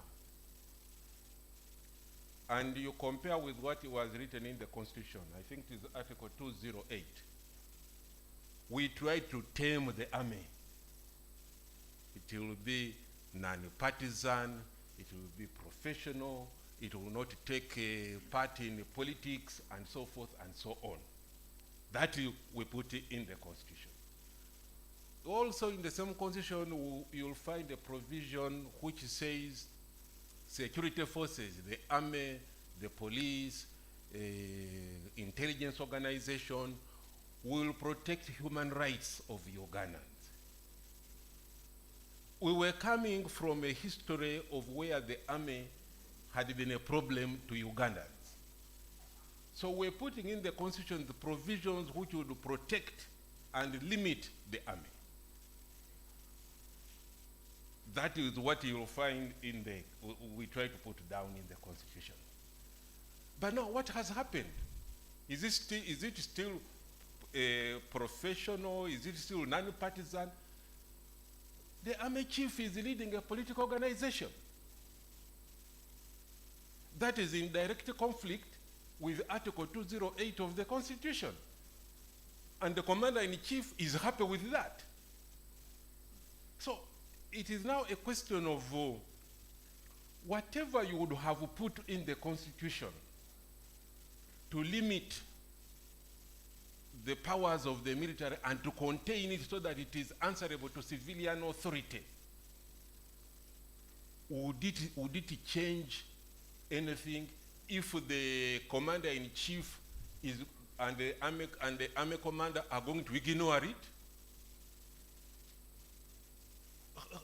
How are you going to explain the question that today you will find the soldiers operation what?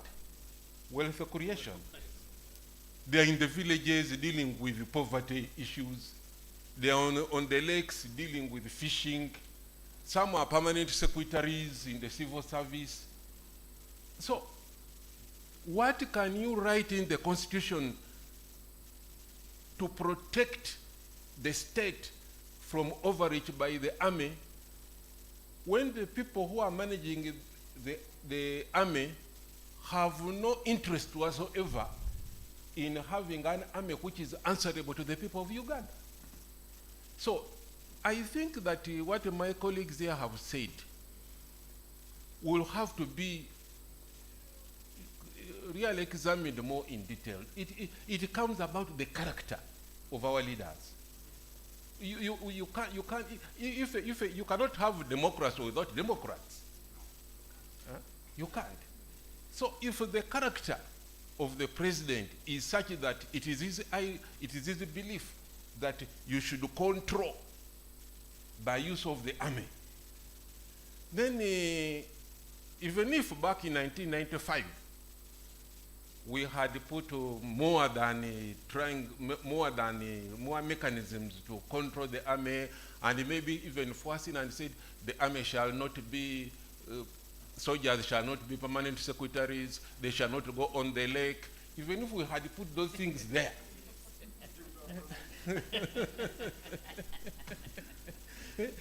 I am reminded we're with Mr. Mabirizi, both in the Constitutional Court and in the Supreme Court. In the Constitutional Court, before 5 justices, and in the Supreme Court, 7 justices. And the question of the army, because the army had come up during the process, they invaded Parliament. We were questioning that before the courts.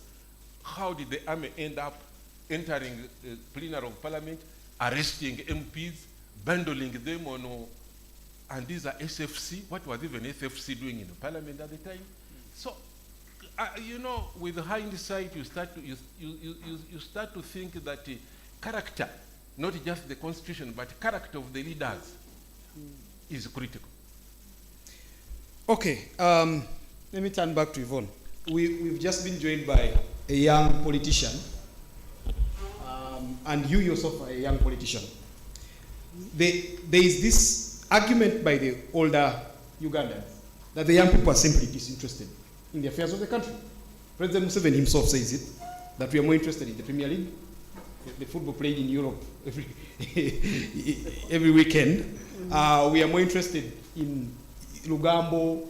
We are more interested in things that otherwise we shouldn't be interested in for people who have a country of this kind where there's all these problems going on. The question becomes, do you feel that?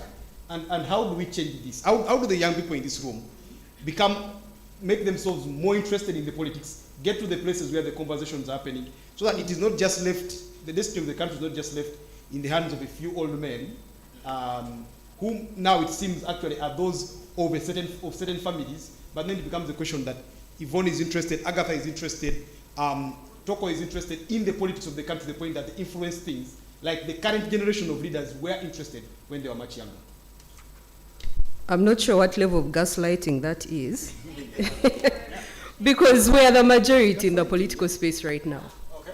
We are the ones you're beating.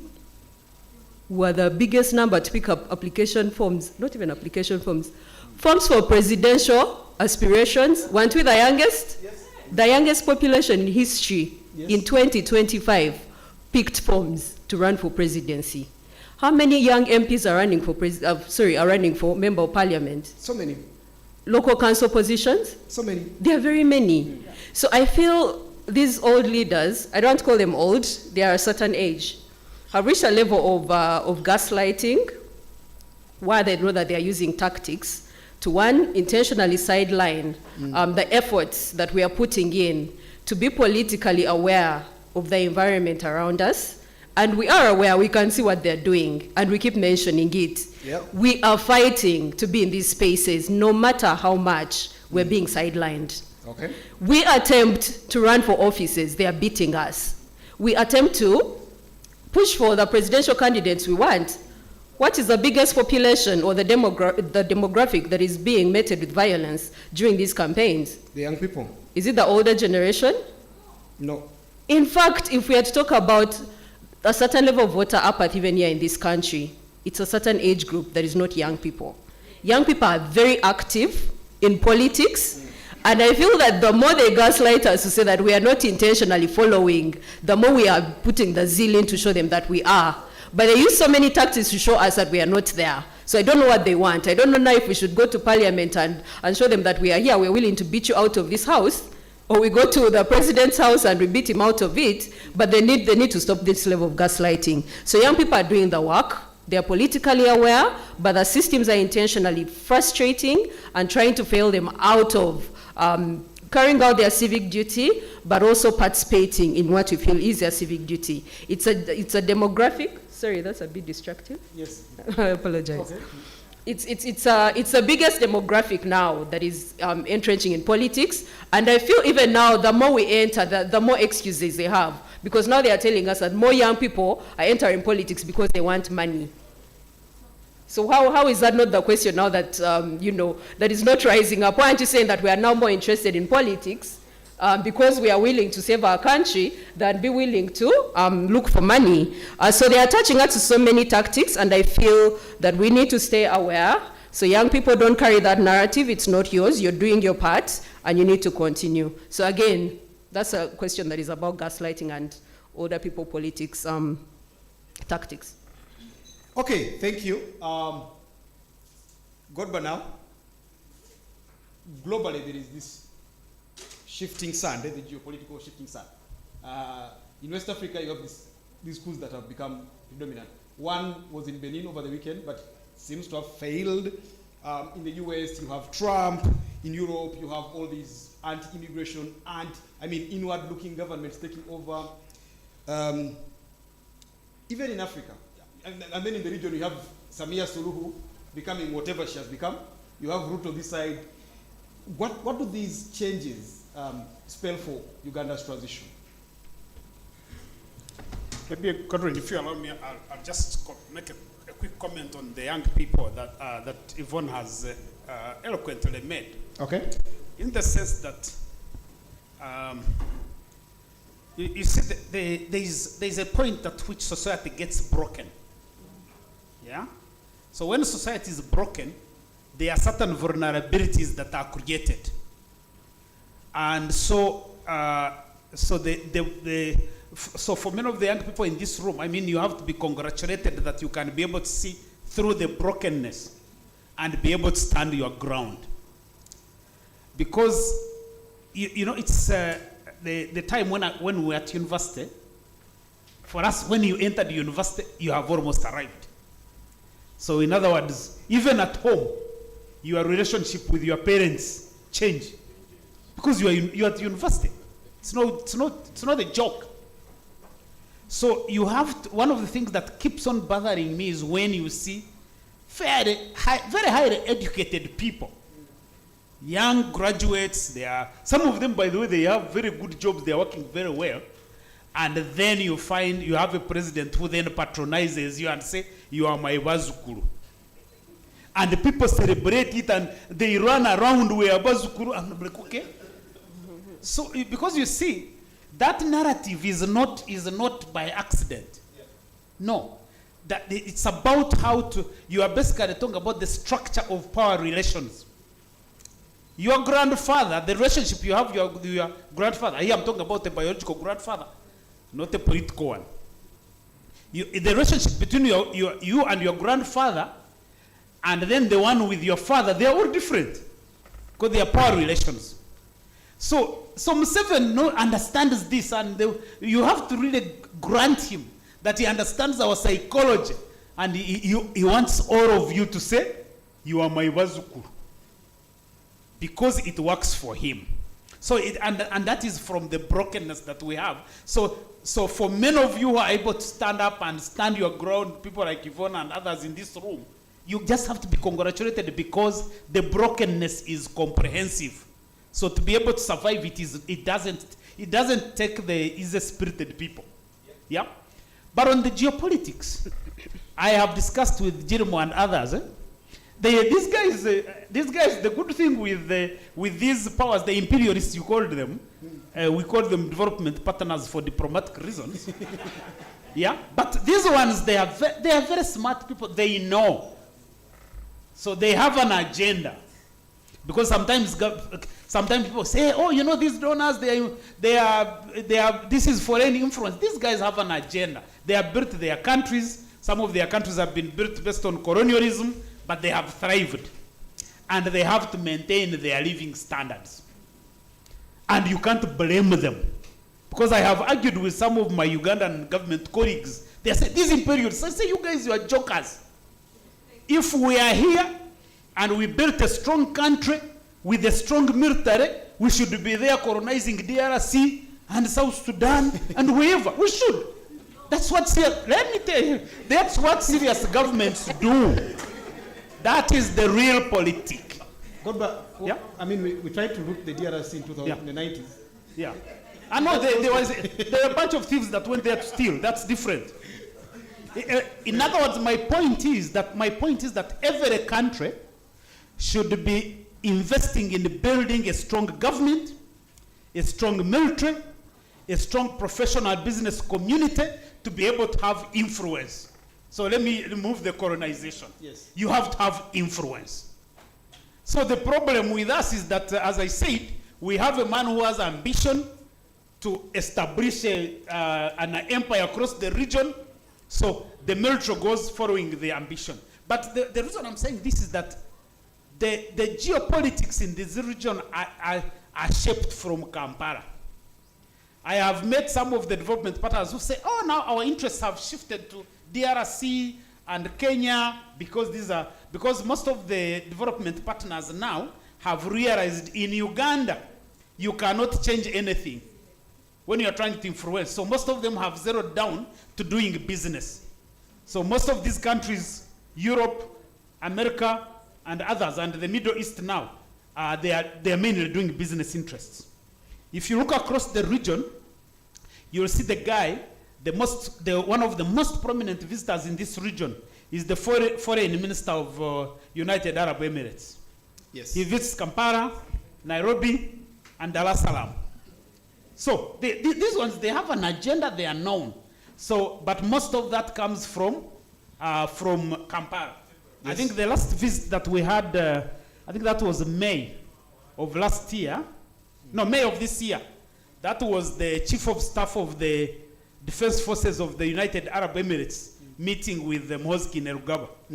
For those of us who study public policy, those are not small things. You have to follow them. So geopolitically, we have lost the regional gravitas to shape what happens in these countries. So I would say we are on our own. It will take a certain, the threshold levels at which the EU will intervene have become so low that the EU can decide to make it pass. So we have to lift the thresholds for the EU to be interested. Of course, East African community, that's a dead horse. Yeah? People try to tell lies. Africans, we like lying to ourselves. So we say, oh, there is the East African community. But these are clubs of leaders that go and talk about them. Let me end with this, and that one of our biggest challenges is that Museveni is the promoter of regional integration, Pan-Africanism. It would be good if he was genuine about it. But you see that the problem that we have is that most of these groups, the African Union, the East African Community, and others, are basically, these are now platforms where the leaders meet to conspire against citizens. Yes.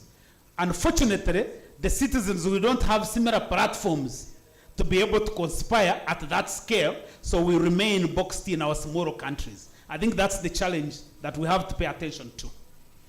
Okay, I'm going back to Mr. Wandera Ogalo. You've lived through different transitions in Uganda. How many, to be exact? All of them. All of them. All of them. All of them, and all of them have been very, very chaotic.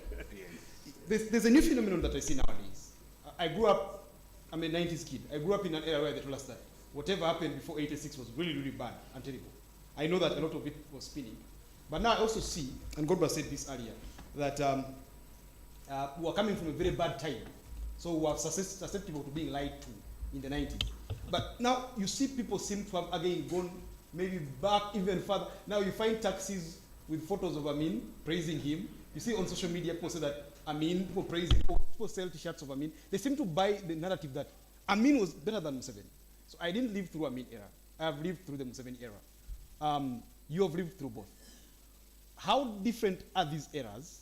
If you're to compare them, Yusuf is going to get mad by this question. He hates me comparing Amin and Museveni. But I have to ask it. How different are these two eras? Because I now live through a time when elections mean people being killed. A parliament can have army going there and rendering it irrelevant. So have we lost it to that extent, that we are probably back where we were in the 70s? It is difficult really to make this comparison because the situations were different.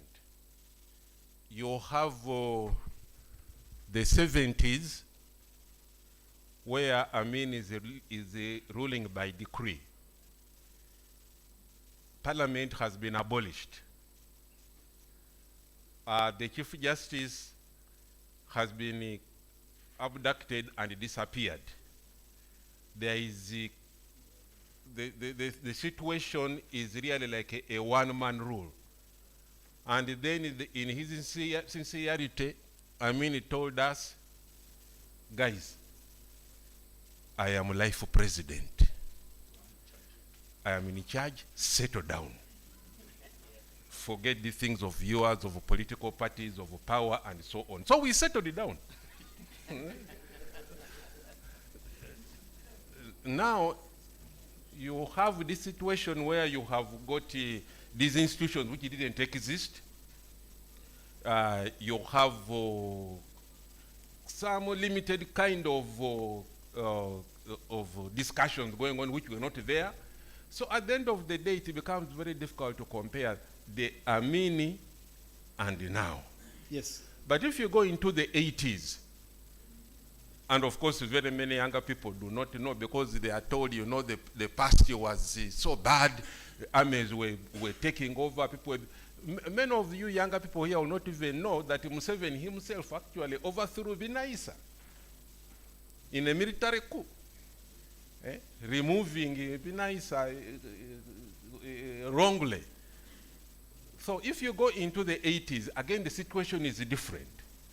Yes. The situation is different because, like you said, 1980 we go for elections, actually 10th of December, we vote, Museveni loses, he picks a gun and drags the country through 5 years of a civil war.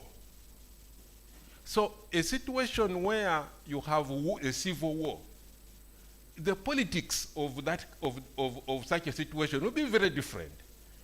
So really, to make a comparison of all these transitions, because the situations were very different, it becomes a little bit difficult. There are certain things which are common. There was always a president. In the 70s, in the 80s, in the 90s, there was always a president. They behaved differently, they governed differently. Yes. So in my view, if people now are looking back and saying, well, Amin was better than now, I would put it more of the fact that there is lack of information about the people. Just hear stories. Oh, Amin built the UN. We didn't have an embassy Uganda in House. the Uganda House. Yes. Amin built. Amin built this and this, and of course, to be very impressive, that it. First of all, it is true that he did. Yes. So when you hear, when people pick, especially when people get tired of you, they start thinking of the good things of the past. So you end up with those kind of comparisons. If Museveni had not been on for 40 years, I'm sure some of these comparisons would not arise. Okay, I'm going to ask Yvonne the final question, then I'll go to the plenary, and then get back to you to respond. So Yvonne, let me just put this to you. The Muhozi question. Yeah? Why is it me you given the Mozi question? I think I know the direction the rest will take.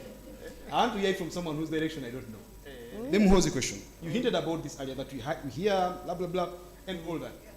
What would that mean for Uganda if President Museveni simply got his son and made them president? I mean, there are those who argue that, well, that is a peaceful transition. But, like, what would that really mean for Uganda? Okay. Maybe before I go to that question, let me just comment a bit on the geopolitical question and maybe bits of what I left behind. Sure. I don't want to move on before I recognize the effort that young people are put into community organizing. Okay. And of course, that's why you come in as Agora. You've done a great job in terms of pushing the efforts. Is it possible to clap for us like everyone? Can they also clap for me personally? So it's important. It's important because, okay. Oh, I'm sorry. It's important because I feel with the coming years, it's going to be very important in terms of how we organize, especially when we start redefining what that question is going to look like, transition, outside the systems that have failed to do the job they're supposed to do. On the geopolitical landscape, I think it's also important to recognize that the trends of what's changing is that there's more favor towards young people coming to leadership as well, without the usual political influence, or what they call, you need political experience to be able to be a leader, or you need to be able to have come from that background for you to make a good leader. So it's important to recognize that the trends are changing globally, not just here in Uganda, but globally, young people are taking up more and more positions, and they're becoming more prominent in terms of what they put forward. When we look at certain influencing levels, we feel Uganda has so much work to do. And I don't know if it's strategically been intentional for Uganda not to have a foreign policy that is written down on paper that Ugandans can understand. But we feel that for us to consider Uganda first, and especially the Africa Forward that we keep preaching about every other day, we need to have a very clear strategy that Ugandans understand, and we see Uganda influencing the global stage in terms of maybe culture, in terms of investment, in terms of trade, just beyond the security that we've been exporting for the longest time. So I felt I needed to touch on that. But also largely the fact that Museveni has been called the father of the region, but we've had DRC and Rwanda going to the US to settle a dispute. Of course, their argument is that he couldn't have come in the middle of it, being, I don't know what the argument is, I don't take it, but being a father of the region for 40 years, I feel he should have had a hand in terms of what that peace deal would have looked like.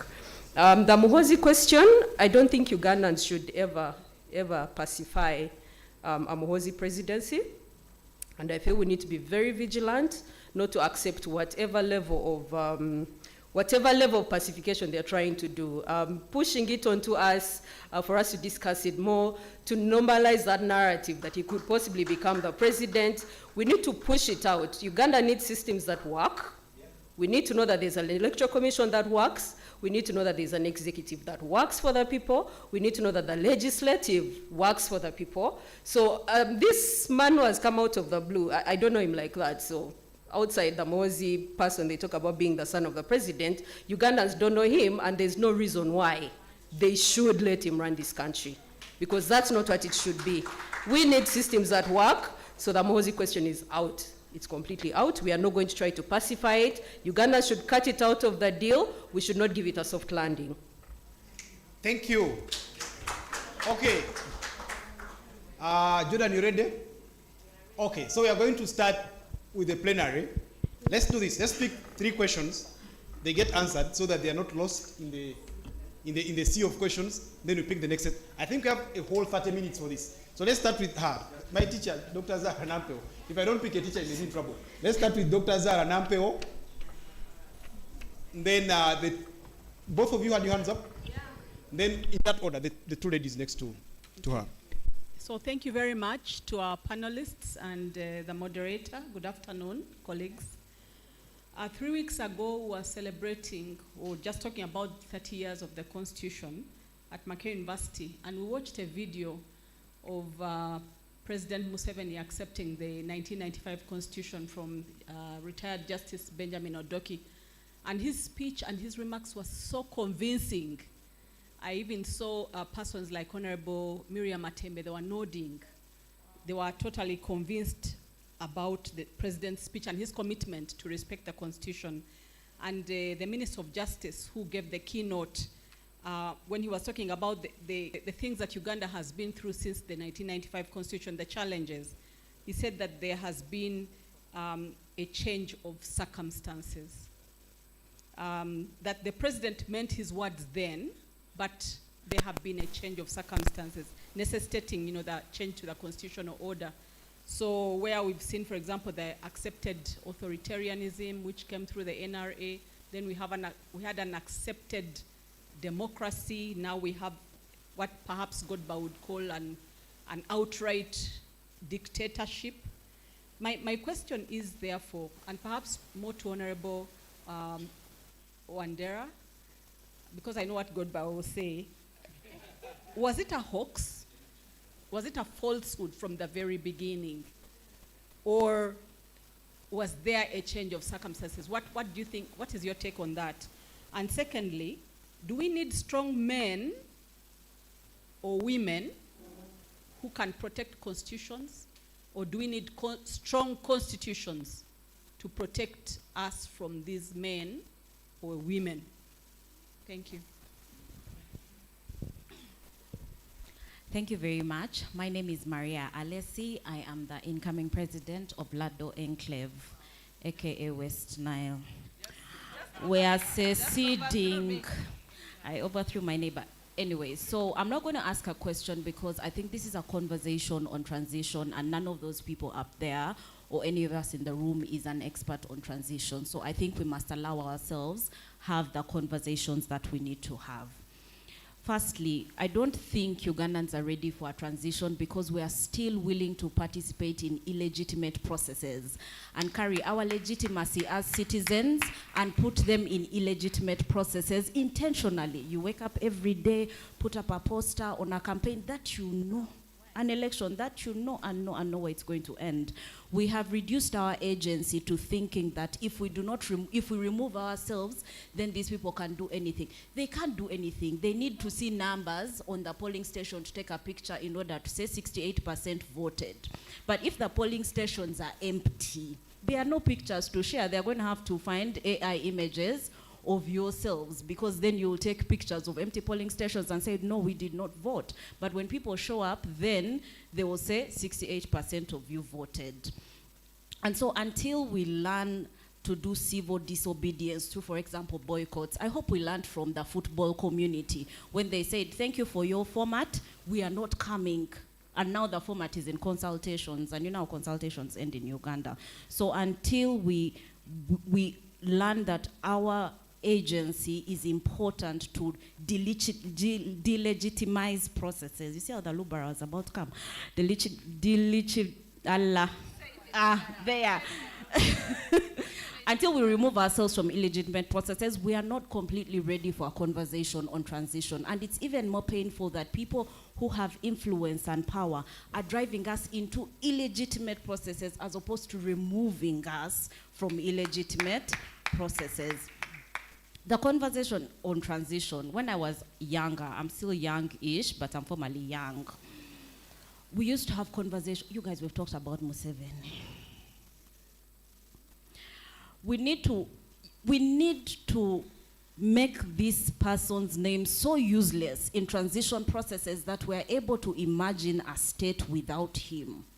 That when we sit down and talk about transitions, how are we talking about what it means to transition socially as a nation that has been oppressed for over 60 years? Because I'm not only counting the 40 years. We have colonial oppression sitting with us. We cannot imagine states beyond, I know Godba is talking about foreign policy. Like, why do we always think about invading other people, wanting to take over their things? Like, also, I know patriarchy always squeezes us and we think the way to win is to always oppress. But how do we think about nations or differently? If the heads of states are gathering to talk about oppressing us, how do citizens gather and talk about how do we collaborate in such a way that by the time these people wake up from their slumber, they realize that they are just another one citizen in our nation? And so I would like for people in political parties, academia, to now, let's start having conversations about what social structures are important for us to be able to build nations that service their, like that care for their people. Because right now, shops flooded, we went to Museveni. Everyone is like, now we're waiting for Museveni to give us money. Now everything Museveni. So much so that we're even threatened by the, we are worried because EU is no longer talking to Museveni. Like, we are the citizens, we are the people that make Uganda, not a man who's going to die like all of us. And so how do we discuss transitions beyond these individual men? But also, since it's this season, men, please go to Australia and talk to yourselves. As a region, you can't be just causing chaos everywhere. Men need to go and have a meeting and unlearn patriarchy so that we govern the world a better way. Thank you very much. I think we need that conversation. Thank you. And we'll carry with us Samia Suluhu.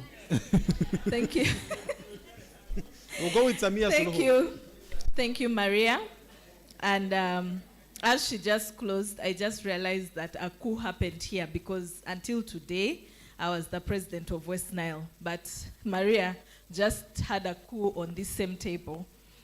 I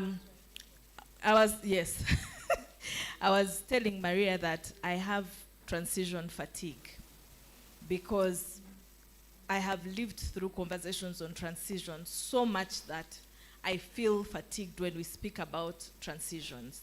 And I was telling her that I think maybe this system is designed to just have us have conversations and go back feeling hopeless. And that is a very frustrating thing to think about, especially in this season. And I believe that it's deliberately designed to make us feel like that.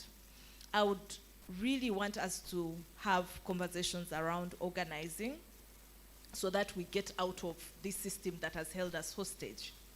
Because what Maria was talking about, legitimizing an illegitimate process, means that we further this seemingly important conversation on transition.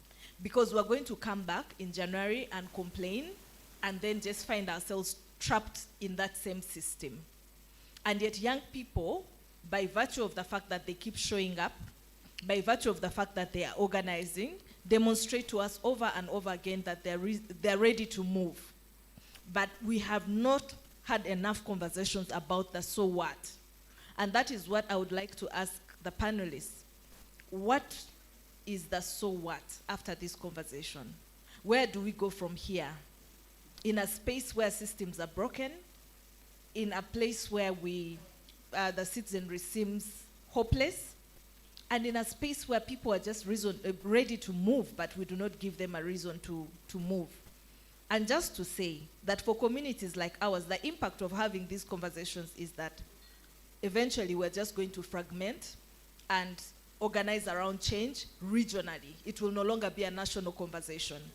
Because recently what happened in West Nile during this campaign season was that young people organized and just showed up. And there was nothing anybody could do. Nobody could shoot a gun, nobody could do anything.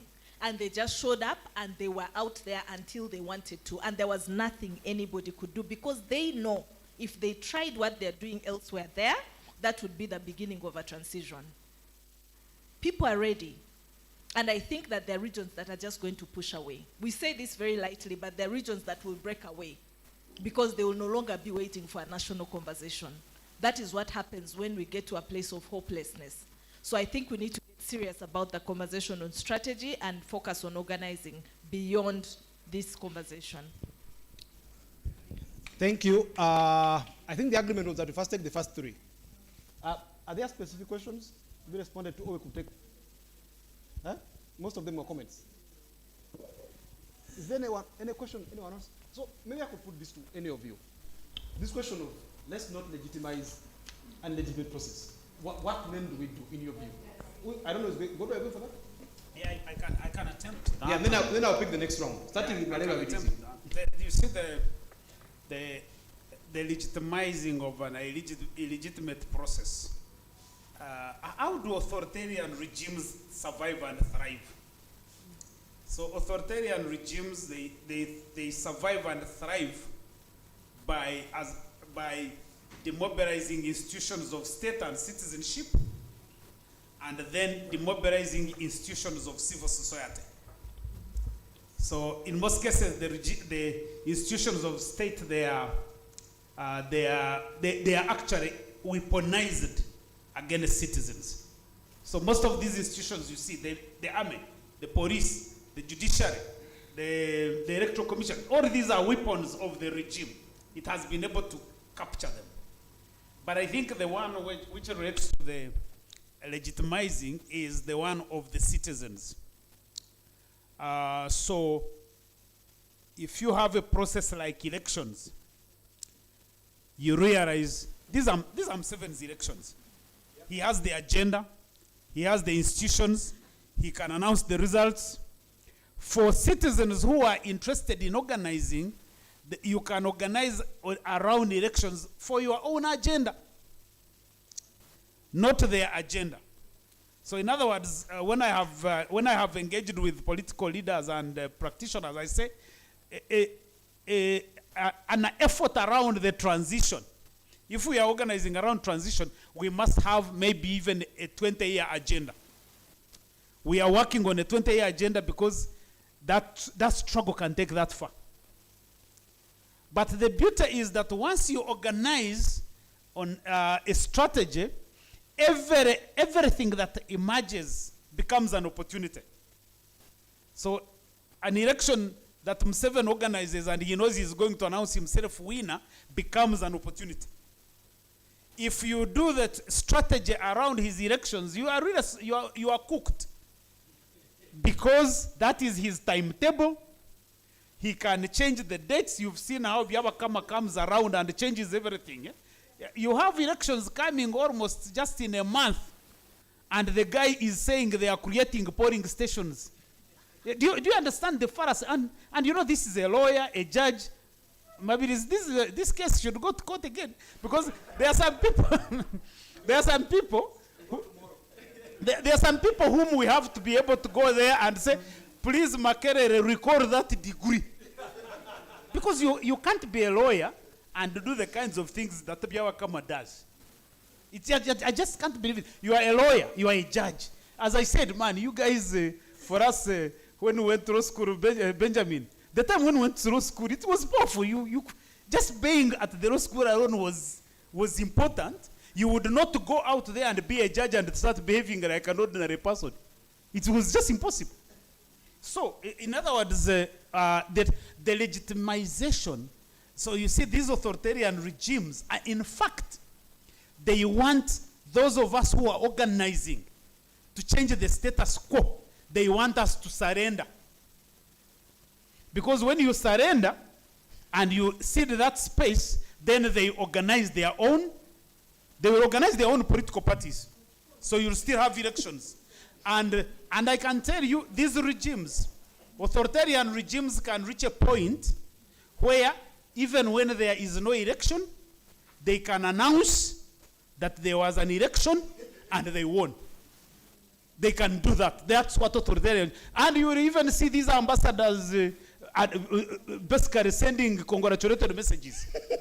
You'll see it. So my point is that we should not give up on these processes. We need to look at them as strategies, as opportune moments in our strategy to bring about a transition. I think that, for me, that's the way I would approach it. Yeah. Yes, Mr. Wandera, and then we go to Mali.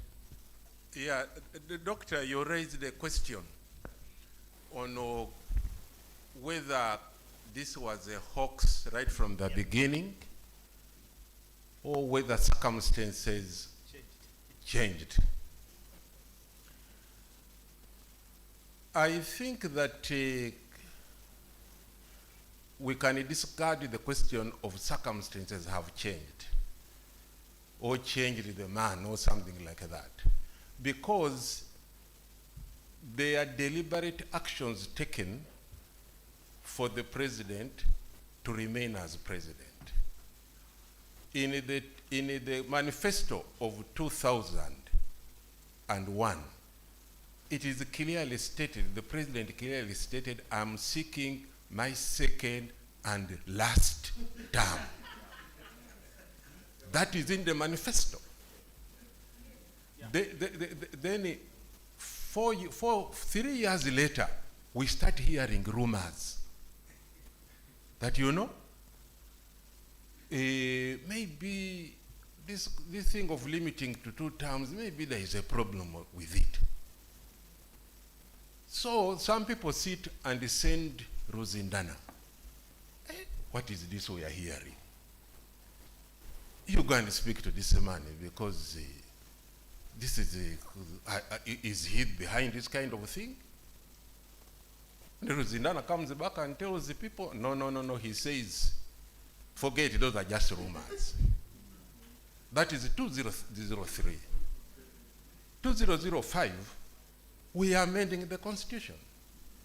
So there have been deliberate steps. 2018, we are removing term limits. So you can't say that circumstances are the ones which have changed. You'd rather lean towards the fact that this was a hoax, but it was so well calculated. It was clothed with very good things like 4 years of seeking people's views for a good constitution. How do you question that? How do you question that? Many of us went along. Then, so I would go towards really that it was not circumstance, really was a hoax. Now, the question of transition, the presidents from West Nile, the question of transition, really, what is a transition? Because we are here talking about a transition. Our constitution only knows the transfer of power. So why is the government itself, civil society organizations, academia, we are all there talking about a transition, which is not recognized in our constitution. Our constitution only knows the transfer of power. So we need to look at what does a transition mean. And if you look at chapter 19 of the Constitution, you will start to understand really what is a transition. It is not waking up and saying, my son is now president.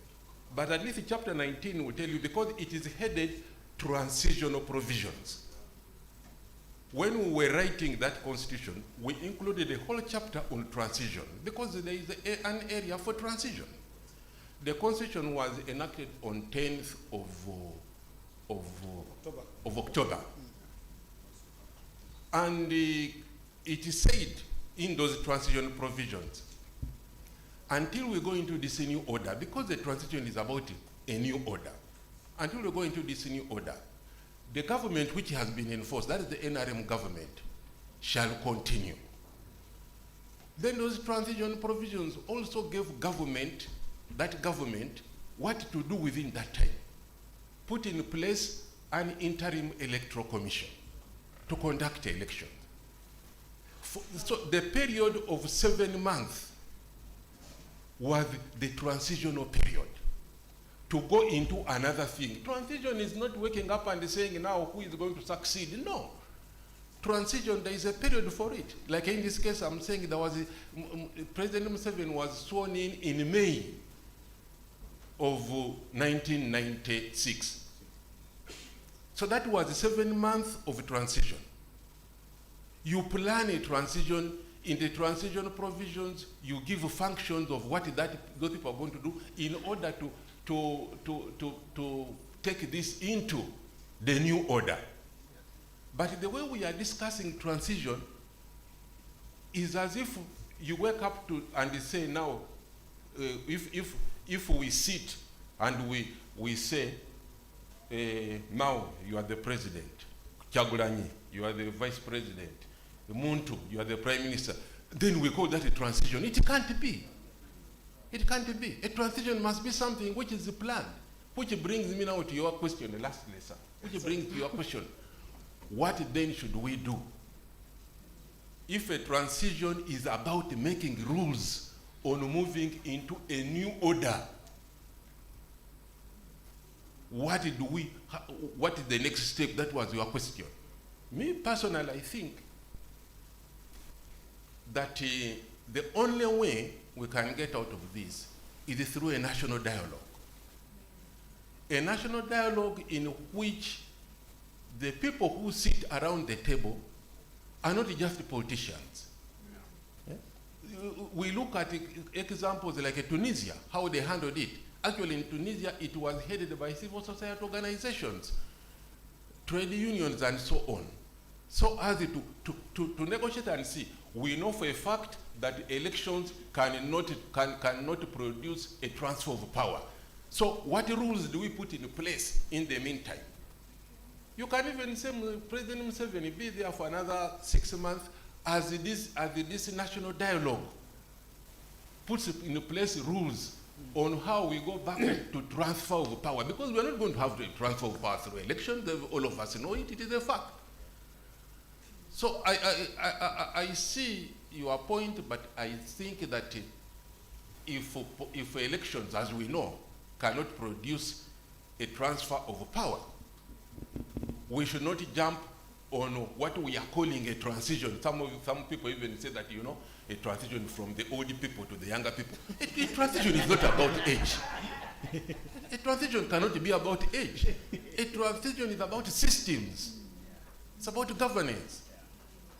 So that is my view, that where we go from here is to have a national dialogue, but with all stakeholders on the table. Thank you very much, Mr. Wandera Ogalo. So this book has a foreword and an afterword. The afterword of this book is written by Professor Frederick Sempeva, who for 6 years served as the chairperson of the Uganda Constitutional Review Commission. And in the afterword, those who will read the book, you'll find that it grapples with that same question. What is the transition like? What would that mean? So yeah, it is somewhere in this book. The other thing I wanted to say before I pick the next round of questions is that... Hey, boss. Oh, you're going to speak. Okay, just a second. You didn't even consult me. No, it's not like that. I'm not that bad. So the other thing I wanted to say is that I'm just going to send a shout out to those who are online. Those who are watching this in the video form on Twitter, around 2,000 people, which is really an impressive number. I thought we would gamble with maybe like our usual 30 people, the friends, but now it is 2,000, and that's a big number. Maybe that interest is coming up, Godba. Maybe young people are actually getting very interested in these things after all. Yes. Okay, so let's go to Yvonne. Is my... Oh, I think it's off. It's on. Are you hearing me? Oh, okay. I want to just say one or two things before you move on. On the 30 years of the Constitution, I think as a country we also need to question what exactly this Constitution needs to look like outside paper. I feel that we imported a document and definitely a system of leadership from our colonial masters and implemented. I don't think our colonial masters have the same system of leadership, but we seem to be implementing something that we were not sure about.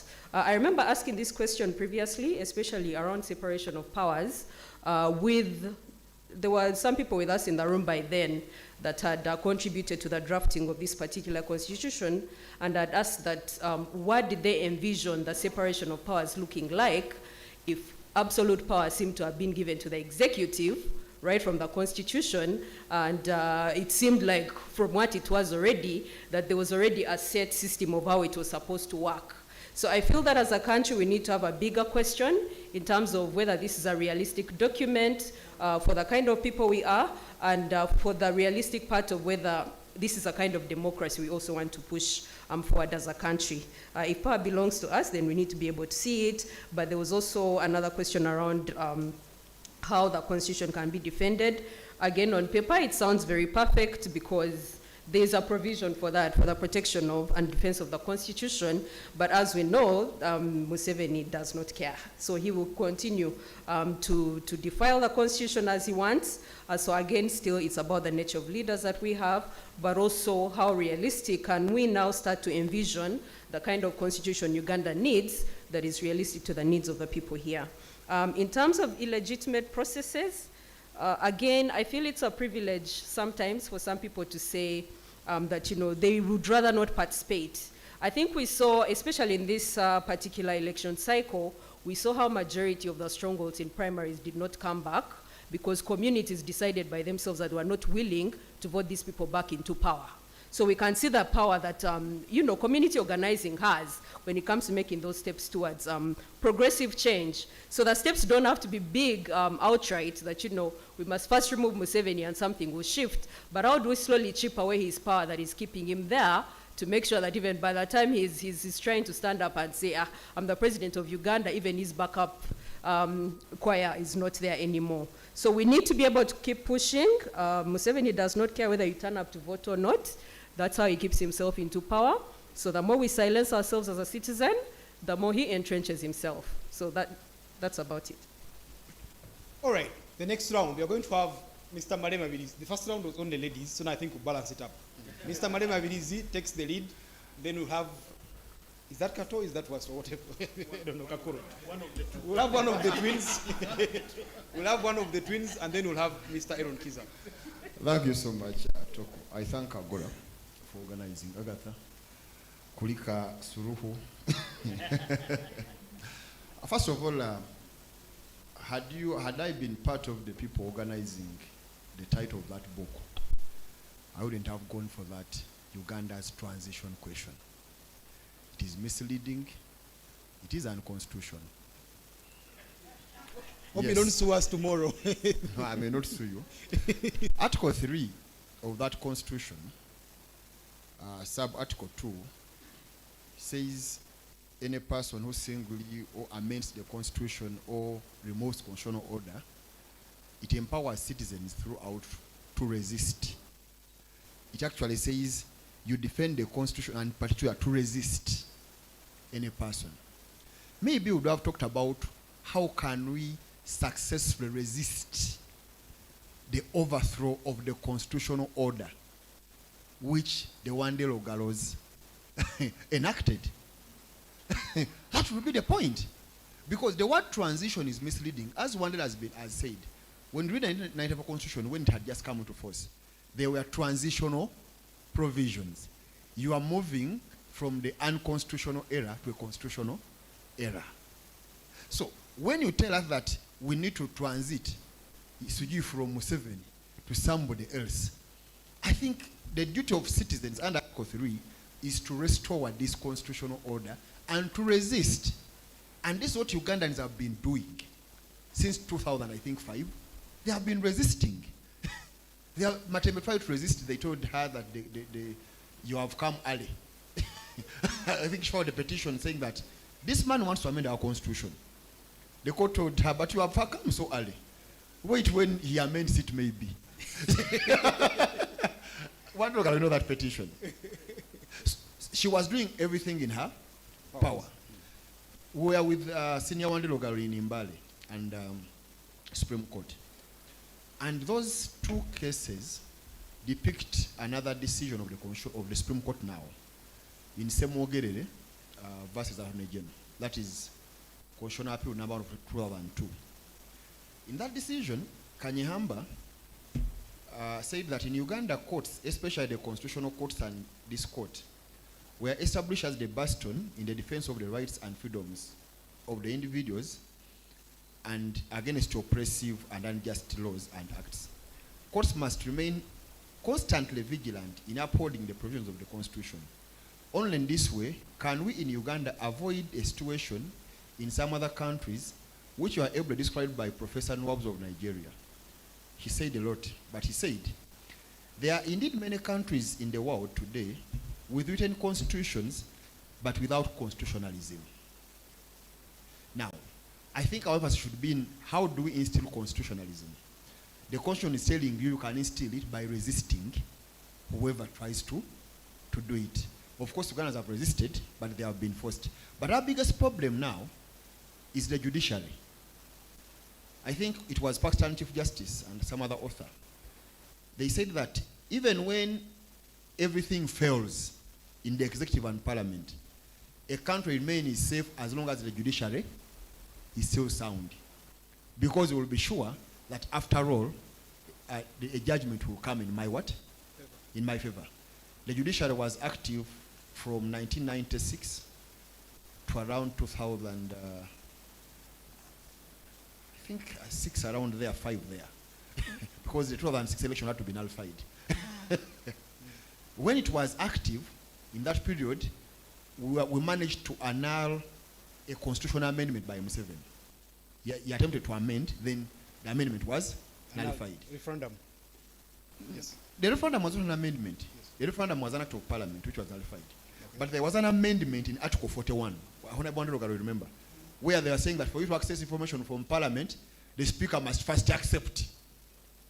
The court said, no, that amendment is unconstitutional because it was infecting on Article 28 and 44. So because the court was sound, Museveni's amendment collapsed. When our courts have kept on being weak, weakening each and every day, even the most violent amendment, the most illegal amendment of 2017 age limit removal succeeded. The judges saying so. I think the focus should be on now policing the judges. Because I don't mind, it's like you who do business. They also call the ease of doing business. I wouldn't mind going to a country, if you breach a contract, I go to court, I get a judgment, I come, I execute. You get the point? So, but as long as it, Anita Among is sure, Museveni is sure that you are going to go to a second and rule like this, you have been in habeas corpus. Yes. Eh? Yes. Now, they have now made a pair, Aselam and Chinobe. They are all saying when the state has someone and is not willing to release him, dismiss the application. Because the state is not willing to do what? To release the person. So I think the biggest problem is the judiciary.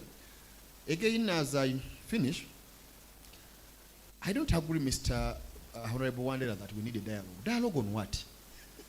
You want us to dialogue on how our rights have been violated? To dialogue on amending the Constitution contrary to its provisions?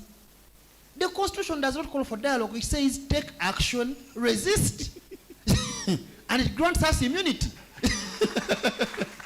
It tells us when you resist and they imprison you, it says after the regime has collapsed, you will be free people. Yes. The criminal records will be. That's what you legislated. It was not. You can't tell us to dialogue with human rights violators. These are international crimes against humanity. You want us to see them in Africana here. So when you were putting Eddie Mutre in the basement, what did you mean?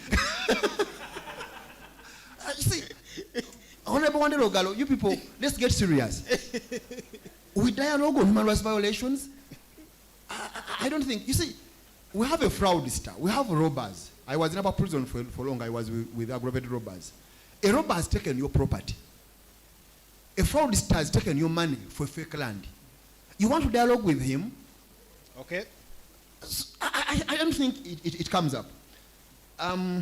Ms. Mpambala, I don't think two things. One, I don't think we imported this constitution. Actually, it was tailor-made. Our constitution was tailor-made. If you read other constitutions made in the 1990s, even the Kenyan one of 2010, you will see that our constitution was tailor-made. Mm. The problem we have is the fraudster. You see, when you trust a fraudster, things turn out to be bad. The document has no problem. But you got a man who first removed term limits, then age limits, and killed all the balances. In that same spirit, I don't agree that that constitution grants absolute powers to executive. No. Okay. Read Article 99. They framed it.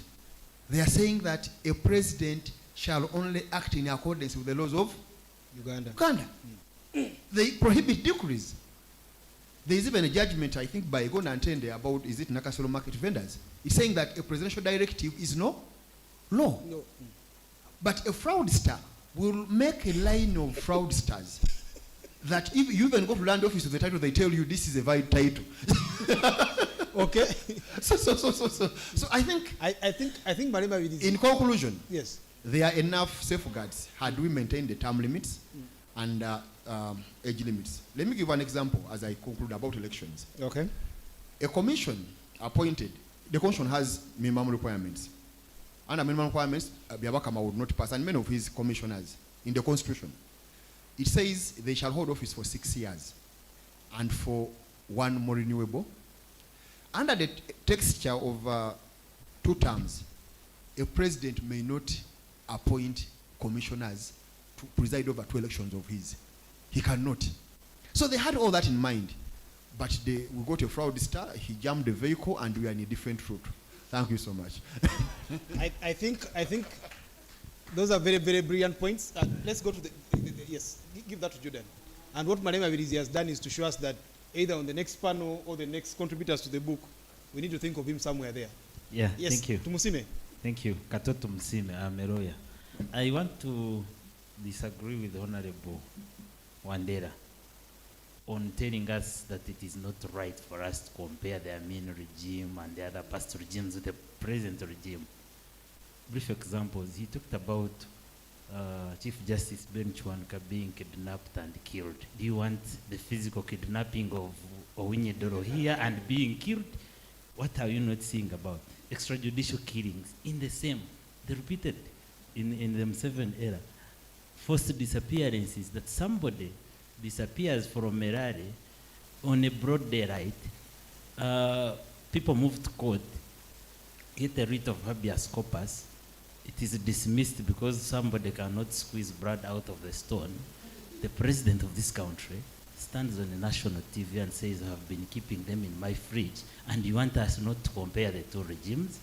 Basically, and you have a Sam Mugumya who disappeared 100 and something days, habeas corpus is produced, the government people deny having him, police in their preliminary investigations say that, you see, we admit and agree that this man was taken by armed people in UPDF uniform, but you are a judge of this country, and you say, you see, we cannot push this any further, so we have to dismiss this application, and we can't compare the 2.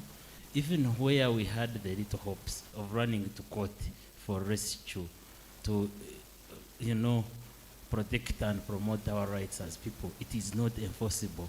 That a court of Rome will give a judgment in favor of somebody, an old man with a heart will write a letter and say, please don't sell whatever mosque that is being sold or whatever property. I have halted it and nobody wants to question. So I think what has changed from the Amin and the past regimes and this regime is the format on how things are being done and the modus. But the results, the actions are all the same. Okay. People dying because they have gone to an election rally, they're all the same. So on that point, I want to disagree with you and tell you that maybe the best thing we had in the Amin era is that he declared himself a life president. But are you still waiting for the old man to declare himself?